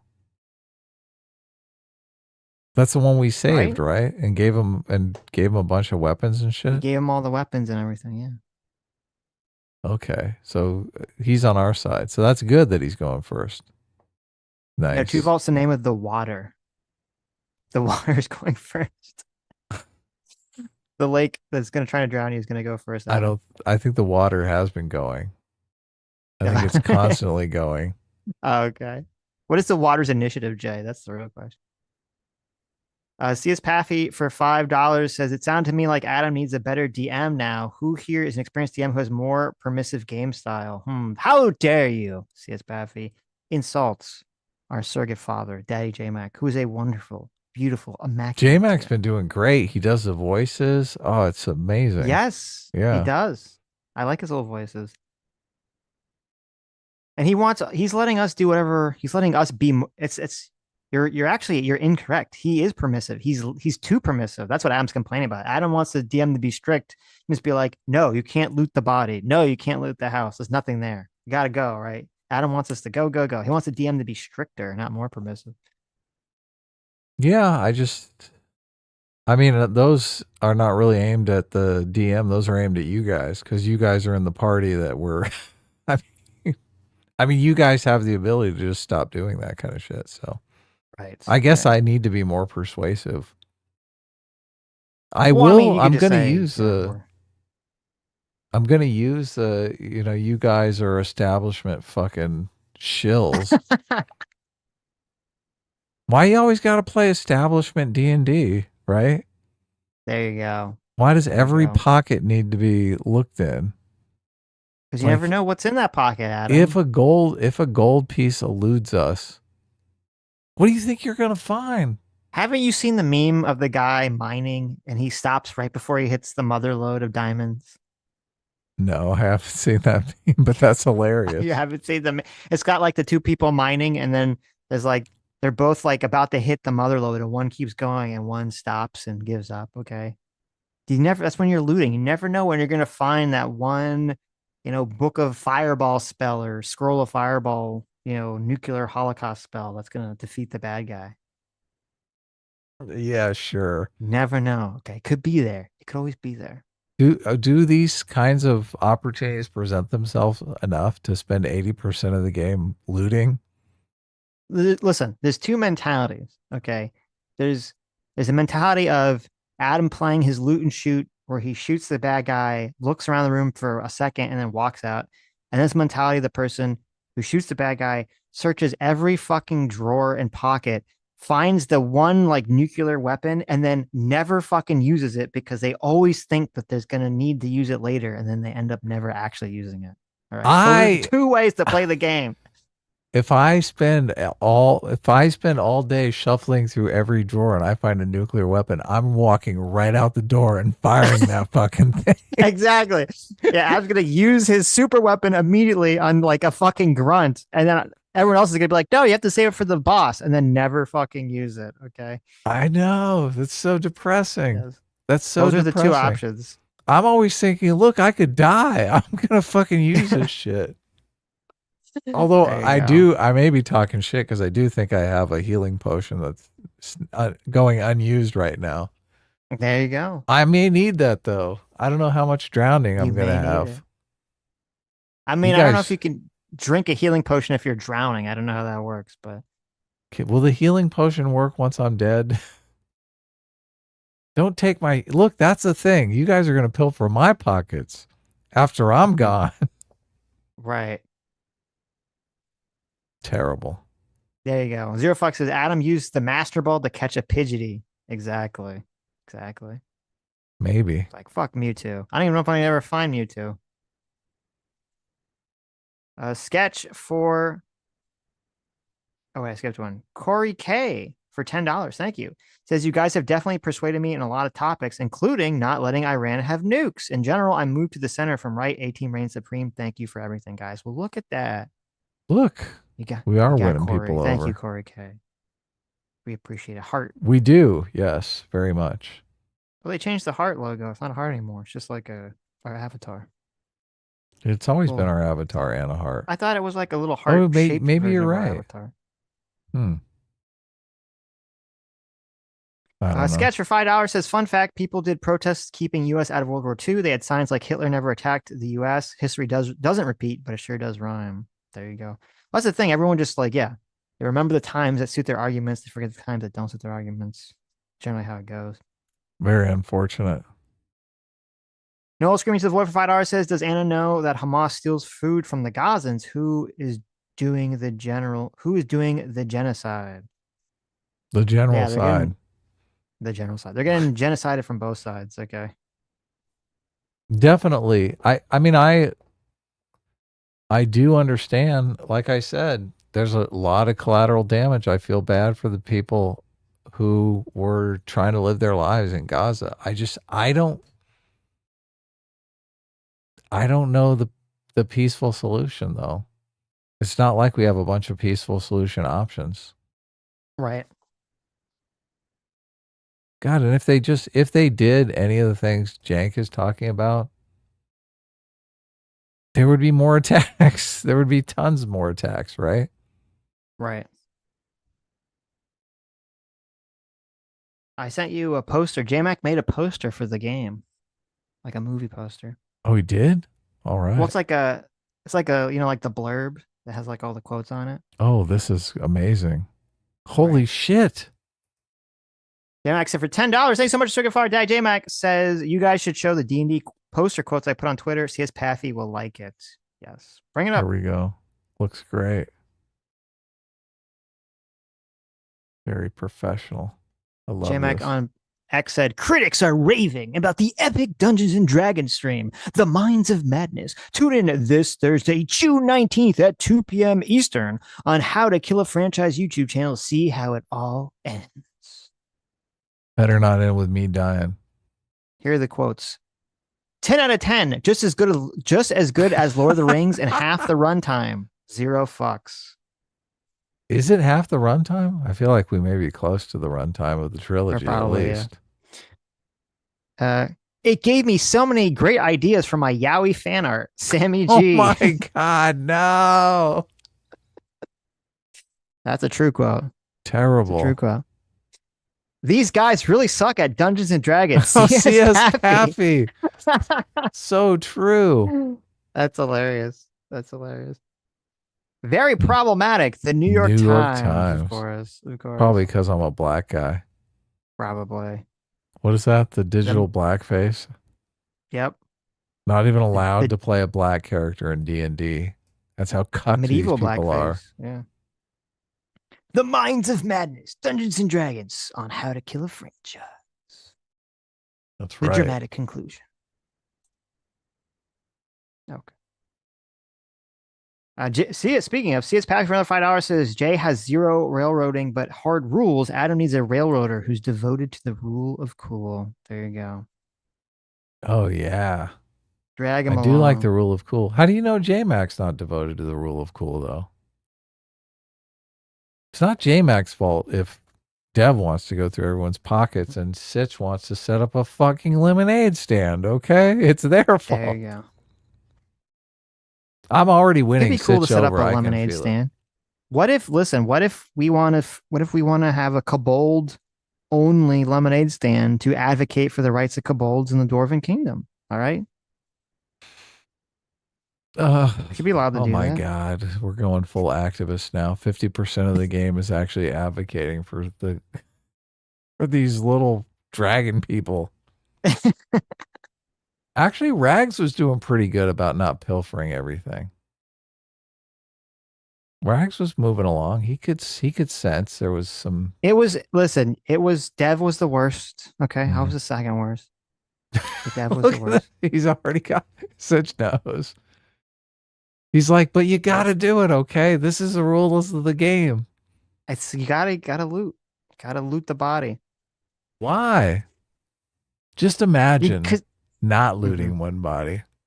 Oh, think how clean you'll feel. There could be the nuclear missile in that body, Adam. You don't know. Okay, you don't know. That's never gonna happen. You're not gonna find the master ring to rule all the rings in the fucking pocket of some hobo. God, Dev has First of all, that's not even true. What the fuck? That's how fucking Bilbo found the master ring. A fucking hobo living in a cave. Oh my God. No.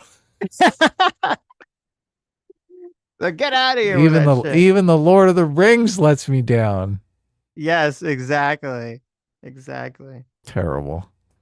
If only Frodo and friends had spent a little longer and got a little higher persuasion checks, they could have convinced what's his face, the magic wizard who lived in the shack banging his wife, who's like more powerful than Sauron, to just like end their journey then and there, like save the world. Mm-hmm.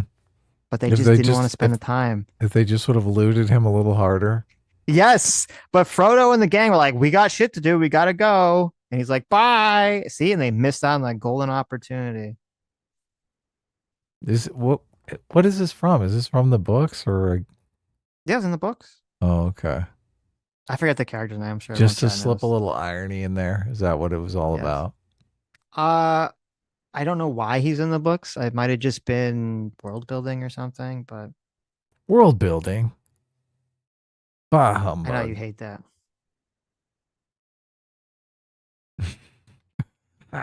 That's so funny. Mm-hmm. That's so funny. Did you watch that video I sent you on Andor?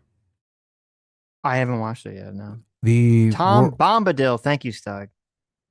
World building is a lot of the conversation around Andor. One always goes to the world building thing. Stug says for 2 hours, Tom Bombadil is not more powerful than Sauron. LOL. I thought he was. I thought he was like one of the. I thought he was like just so powerful that he could hold the ring and wouldn't affect him. He could like rewrite reality. I don't know. Maybe I'm misremembering. I believe what Stug is saying. Chat, who wins, Tom Bombadil or One Ring? Okay, and the One Ring. Let me know. Electro for 9 months says, thank you for being honest. This one equals freedom. Says, I just finished the Sunday stream and Sitch is wrong. Bowser is an amazing dad to his children. If he wasn't, he wouldn't be the mascot for Nintendo's parental program. I assumed he was the mascot for Nintendo's parental program because no one else in fucking Nintendo shit has any goddamn kids except for Bowser. He's the only choice. The only choice is the person who constantly engages in kidnapping. Bowser. There was not a lot of talking in the Nintendo game, so how do you guys know so many details about the story? Oh, what's there? Was it in the cutscenes, or is this? It's all in the headcanon lore. Okay. Nintendo magazine, and people ran the Nintendo magazine. You have to read all the side stories. Something. You have to watch the animated 1990s cartoon where Bowser talks like he's from New Jersey. Oh, okay.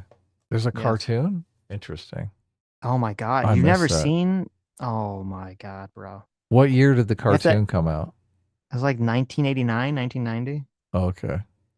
You have to watch at least the opening. It's so fucking, it was so weird. They had an actual, like every episode started with a live action segment with very poor slapstick comedy where they had two Italian guys pretending to be Mario and Luigi that owned a plumbing shop in Brooklyn. Mm-hmm. And then after they would like dick around for 5 minutes, it would like cut to like the cartoon of like the Mario brothers in the cartoon world doing Mario shit. It was so weird. It was, so this is like a YouTube short, a YouTube skit. It's live action? Or is it animated? It was a real show. No, the show is animated, but the skit in the beginning of the show where people are the slapstick plumbers, is that live action or animated? Yes. Live it was action. that live action. Okay. Yeah. It was called the Super Mario Super Show. Right. Sounds very Adult Swim. But it wasn't though. Mm-hmm. It was just bad. Okay. I didn't see it. We can watch it without getting hit. Okay. Are you sure? How do you know? We can watch the intro. Listen, watch. There you go. I'm gonna learn some like lore. This may get cut out, guys. So if you see a big gap here, you know. Hey, paisanos, hold on. it's the Super Mario. I don't even have the thing up. Okay. I got all this stuff. I'm excited. I know. Sitch is like, oh my God. I did not know about the Super Mario Super Show. I get excited about things I was doing in the 1990s, but it's completely different. I was like, I don't know, 3, 4, 5. I was very young. Yeah, I know. I was excited for this show. It's just like, this was my childhood. This was. Okay. Ready to rock and roll. Let's see this. Better be good. Hey, paisanos, it's the Super Mario Brothers Super Show. With the Mario Brothers and plumbing's our game. We're not like the others who get all the fame. If your sink is in trouble, you can call us on the double. We're faster than the others, you'll be hooked on the brothers. Hooked on the brothers. Yo, you're in for a treat, so hang on to your seat. Get ready for adventure and remarkable feats. You'll meet Koopas and Troopers, the princess and the others. I just got to say, both those guys are definitely gay. You know, they have sex after the. Why are you hating? Oh my God, you're such a hater. After those guys are done filming, they go to their trailers and blow each other. Oh my God, look at this guy. Such a hater. Do you just? No, I'm not. It's not a bad thing. They're enjoying themselves. Okay. Mm-hmm. I'm not saying that's wrong. I'm just saying, they do. I'm stating it as a fact. Okay. No hate here. I'm not judging. Mm-hmm. Hanging with the plumbers, you'll be hooked on the brothers to the bridge.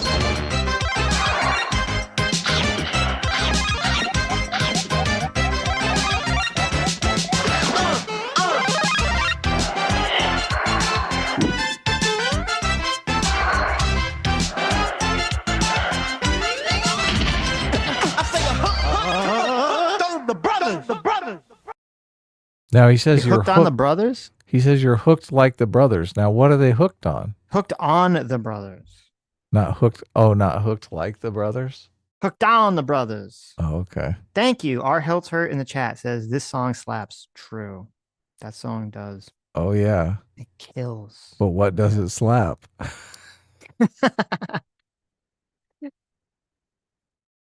What does it slap? It slaps. It Barry's slaps a beautiful woman. bare behind. Slaps a beautiful woman right on her behind. Okay. Okay. It slaps the thickest of tomboy abs. How about that? Well, that would be cool. Yeah. But anyway, here, let me just show you. We're not gonna watch. I just want you to understand. Okay.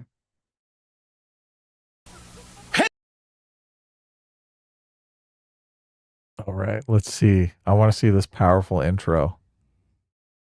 Oh, yes. Time for a new day. But as we always say, neatness counts. That's right, Mario. And by the way, you have a little piece of spaghetti on your overalls. You, Luigi. Isn't that a good joke? He's an Italian. He had spaghetti on his overalls. Yeah, no, I'm mesmerized by how amazing this is. Like, so anyway, it's just they always had these like terrible Super Mario Brothers live action sketches in the beginning. And then Mhm. they would go somehow, they get sucked into a pipe or they go to the Mario world and it become a cartoon. Oh, okay, so there's some continuity with the movie here. Yeah. Although the movie's in the like based movie, off all this. although in the movie they weren't live action in the real world, they were still animated. Right, right. Yeah, interesting. There you go. That's just how Italians are. Yes. Okay. Getting spaghetti all over their shirts. I know. It's classic. They're all Their whole thing for Slavs. $5 says, "Thank you both for helping push me towards the center." Look at that. You're welcome.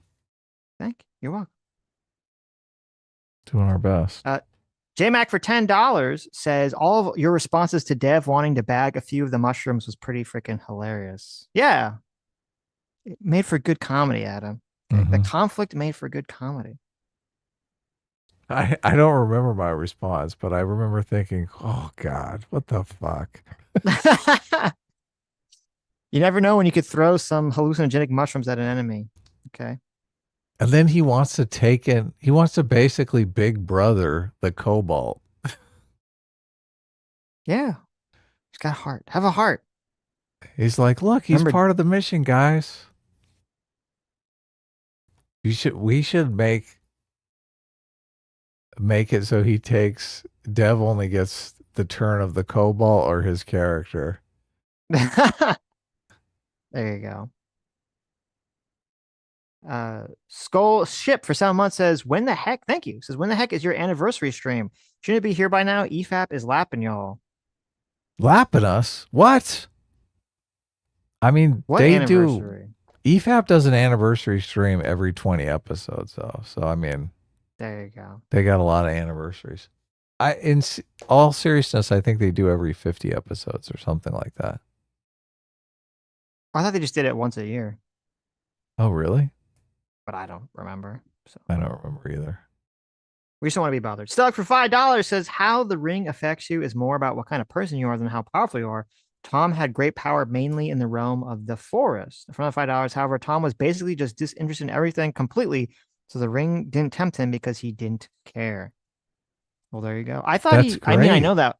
I know about that, but I thought he did have some kind of like reality warping power or something. It's been a while, so maybe I'm misremembering, but I wanted to hold all the gold just to speed things up, but Sitch wouldn't let me do it. I would listen. I was totally fine with one person holding all the money, but everyone else overrid me. You can't blame me for that one. Right.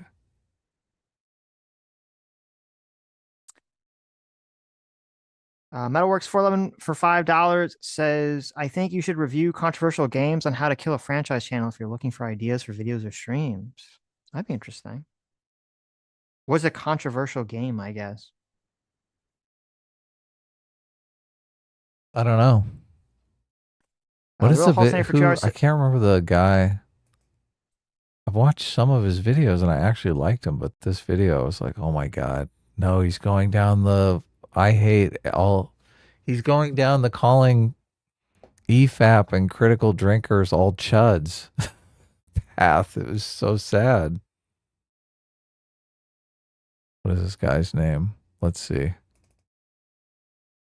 It's Sheaves, I think. Sheev Talks. Have you watched any of his videos? No. Okay. Like Sheev, like Emperor Palpatine Sheev? I guess. What is Emperor Palpatine is Sheev? That's his name, is Sheev. Is it really? Good old George Lucas is like, let's name the evil Emperor Sheev. That's a good name. That's a good name. Huh, I like that, okay. Sheev. It rhymes. That's some good name. Star Wars lore. I didn't even know. Checks out his little laser sword. He goes to town. I With a come little to mother. most of this stuff from a writer's perspective, where a lot of people come to it from a fan perspective, where they just know every single bit of lore about some franchise or something like that. So I'm more interested in the storytelling type perspective. So sometimes they intersect, but I think I only know about it because of I've seen almost every Red Letter Media video, and also because I used to hang out on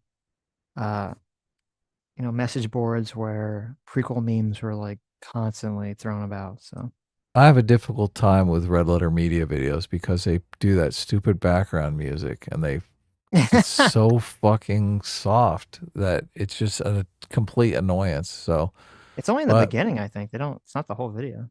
no, they pack it in there through the whole video. I tried to watch their video on Star Trek, and they had it all in there. I was like, motherfucker. Oh, you talking about? Are you talking about their normal reviews, or are you talking about the Plinkett reviews?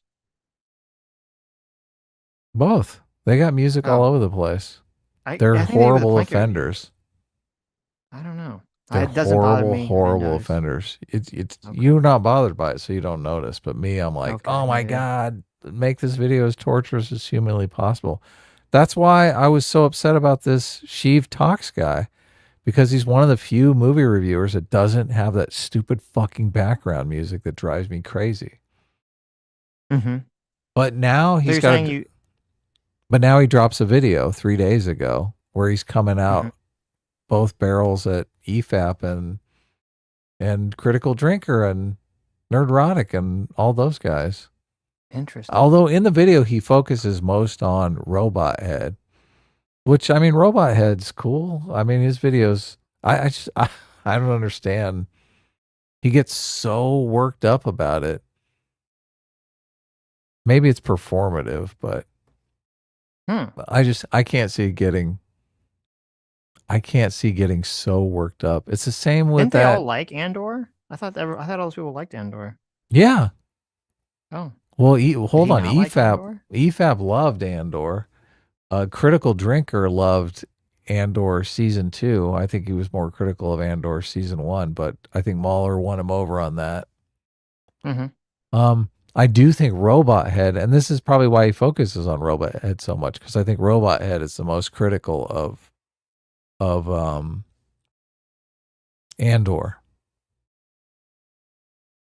Okay. But I mean, he in the video he puts a screenshot of just pretty much like everyone Fandom Menace related, and he accuses him of racism. He goes down the whole, they're all a bunch of racists. It made me wonder, is someone having trouble paying rent this month or something? What's going on here? I noticed he has a Patreon link in his. I wonder if he got a bunch of.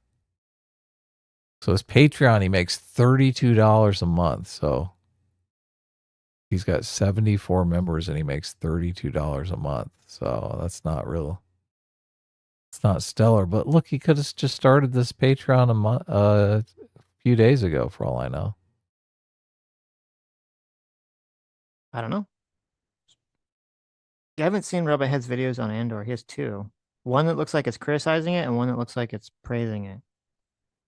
So. Yeah, I thought Andor season 2 is good, really good. But I do agree with Robot Head's criticism about the first 3 episodes, which I thought. And the Sheaves guy even says,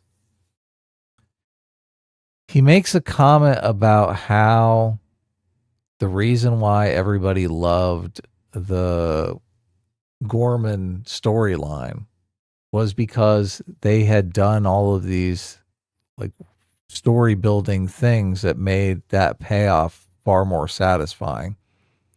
And I was thinking, what the fuck? The wedding and shit that didn't add to the Gorman story at all. That's why people were saying it was slow. Because it didn't have anything to do with the Gorman story. People were like, fuck this. What do I care about this? Anyway, Okay. you can check it out. I still haven't got season 2, so I don't know what you're talking about. But I'll take your word for it. If you watch it, I think you'd actually, if you just skip the first 3 episodes and start on episode 4, you'd be right into it. Oh, okay. Although there might be some scenes where they talk about what they're going to do on Gorman. They're basically going to strip mine Gorman. Mm-hmm. Those scenes might be necessary, and they might be in the first 3 episodes. So you're wading through a bunch of super boring shit in the first 3 episodes.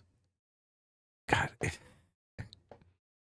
You can't say boring without people hearing, oh my God, all you want to see is pretty lights and lightsaber battles. It's gotta check out his little laser sword. Where's Yoda Yeah, with his laser exactly. sword? I want to see that. I don't.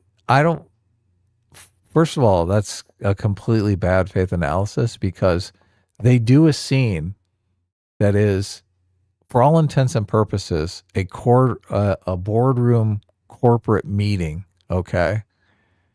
And that scene, you're completely on the edge of your seat. So there's no pretty lasers or lights or people beating each other up. That scene is great. It's not boring at all because it takes place in a boardroom. It's exciting because it actually moves the story forward. There's story momentum there. Scenes turn on two things, action or revelation. And if your scene has no revelation or action, it's going to be, people are going to call it boring, right? Mm-hmm. But a lot of times people just, when you say boring, they think, oh, you just want action in the scene. No, bitch, I want story movement. I want revelation. I want to, chat has a good thing. He says there's boring as in not action packed, and then there's boring as in not engaging. And you're talking perfect. Yes. Perfect way to frame it. Yeah. Like the wedding stuff could have been a setup that would have been engaging if the daughter was some sort of substantial character that came back later. But no, you're seeing the wedding of these two people that are completely adjacent to the story.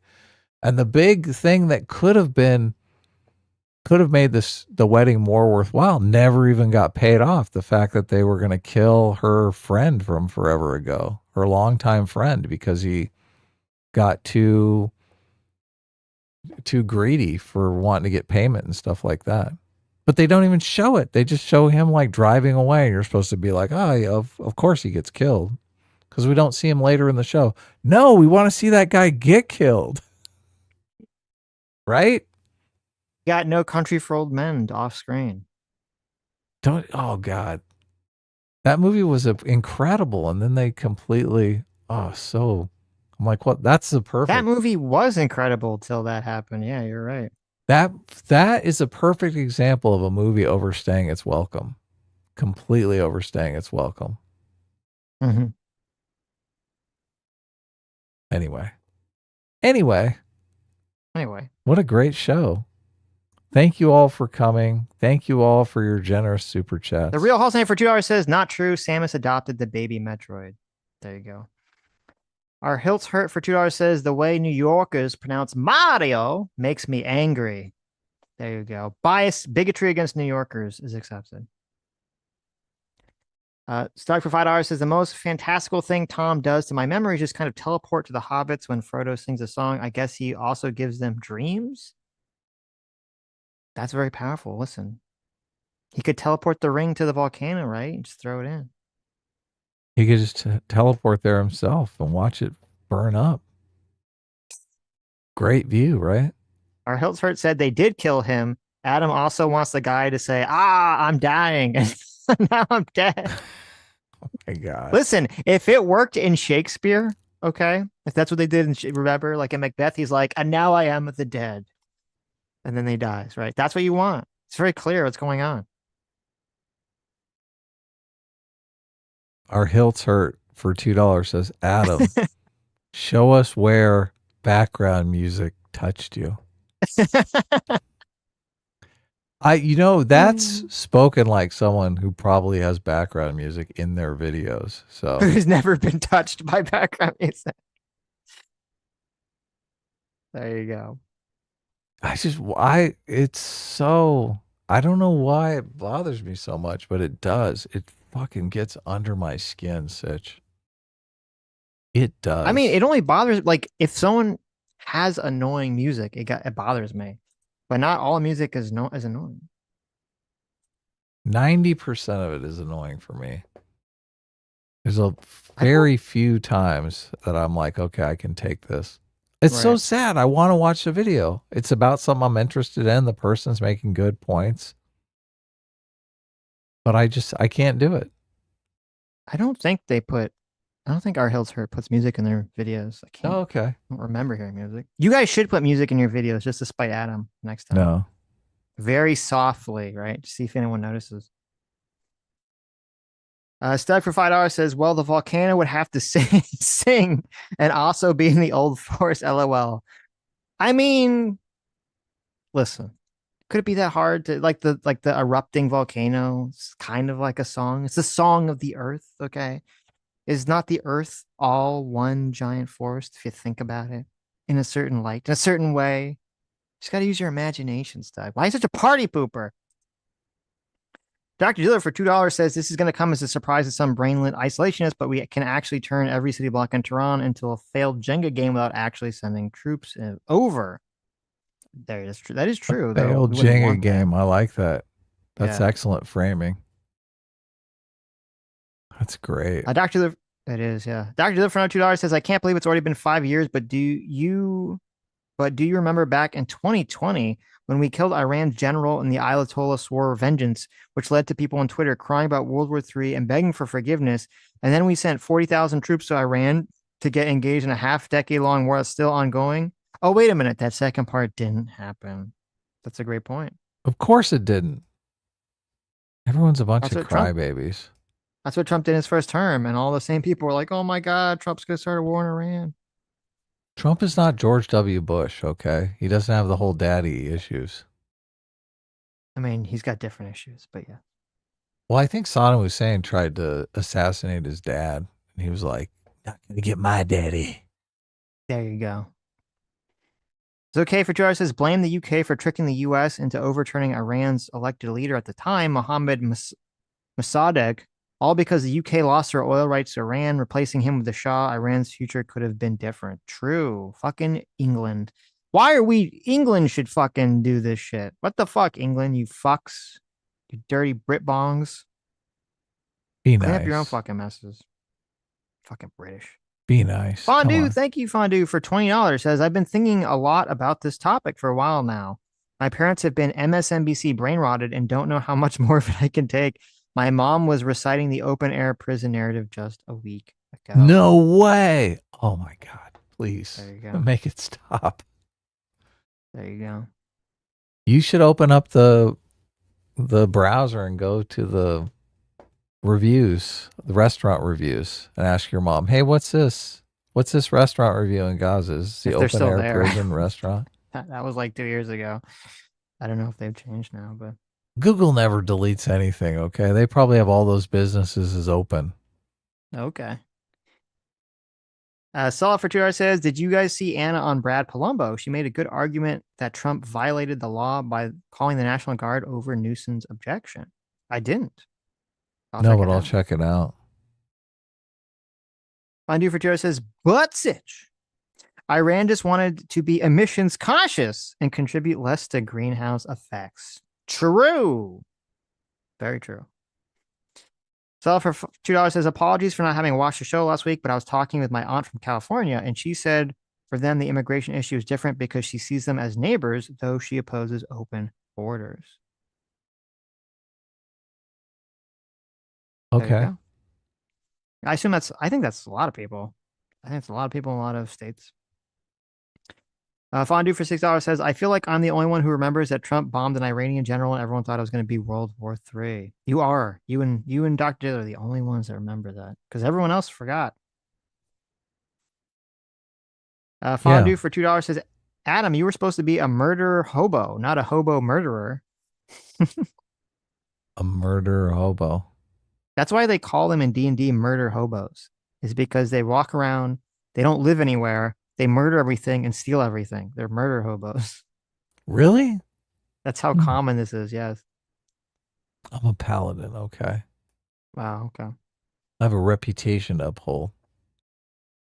I mean, when we first played, you were a paladin, you were a dragon, and you like used your fire breath to cook some random fucking like that was good. homeless person or something. That was good. You don't like barbecue? Okay. What the fuck? I don't remember why. There was some like random homeless people that we got into some like minor altercation with, and Ham's like, I use one of my daily fire breath attacks on it. It's like, oh, okay. There's not really been much of an opportunity. When my goal with fighting alongside of the the people in the mines was just to get on their good side to get information about G. Mm-hmm. But it never really panned out that way. No. Yeah. Solid for 2 hours says, how do you respond to the argument that's unfair that Iran should have nukes, but Israel can, and that Iran needs nukes to defend themselves? I'm just playing devil's advocate, by the way. I mean, I feel like you can go back and listen. The whole stream was all those arguments. I don't know if I want to re-say them all right now. No, not I mean, now. Israel has nukes, hasn't nuked anyone, doesn't seem like they're nuke anyone, despite the fact that they are very controlled by a very right-wing government at the moment. You know, even at their most evil inclinations, it's to take over, you know, to push all the Palestinians out, to completely take over the region. They don't have any, even the most craziest people in Israel, or at least anyone that has any power, doesn't have any idea that in order to bring about the end times and their Messiah, they have to start nuking America or nuking their neighbors in order to, you know, cleanse the world for their Messiah to come back, which with Iran seems to be the case for some of the religious leadership. They do have this belief system.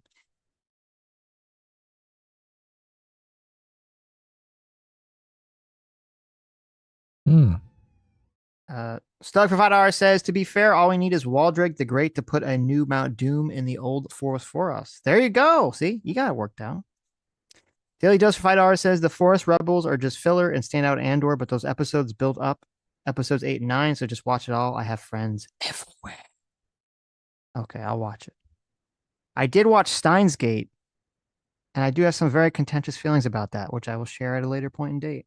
Steingate, huh? Steins Gate. It's an anime. Everyone says you have to watch it. I watched it. Oh no, it sounds like it didn't go well. Holy shit. I watched it with Sammy G. I have some contentious thoughts on it. Sitch Metalworks hates 411. everything. That is true. Metalworks 411.90 for $5 says, I don't expect you guys to know what analog horror is, but I'd like to see Adam's reaction to something Gemini Home Entertainment or Local 58. So I haven't heard of either of those. I thought analog horror, isn't that like those weird, like YouTube? There's like the fake old YouTube videos or something. Isn't that what analog horror is? That's like the Blair Witch thing, the found footage. Yeah, I don't know if Backrooms is considered analog horror, but kind of like, you know, if you ever watch the Backrooms videos, they have like it's being filmed from like the 80s or early 90s or something. Like kind of like the aesthetic of it. Yeah. Cool. But I haven't actually seen any I know there's a bunch of like long form analog horror series on YouTube. I've never actually watched any of them. Maybe I'll check one out. Yes. Anyway. All right. We made it to the end. This has been a long stream, end. but very fascinating. Do we still have a poll up? I don't know. We should probably close that out and do a screen cap of it. You have the bombing. 12% say no involvement, 38% say sharing intelligence only, 42% say air bombing only, and 8% say U.S. troops in Iran. Look at that. So that's their final tally. All right. Coolio. Anyway, thank you all for coming. Thank you all for incredibly generous donations. Whatever you do, make sure you don't start a nuclear weapons program in your basement. And join us Thursday for the dramatic conclusion, the final conclusion to the epic D&D campaign. Can't wait. See you then. It's going to be great. Let's kill some hobos.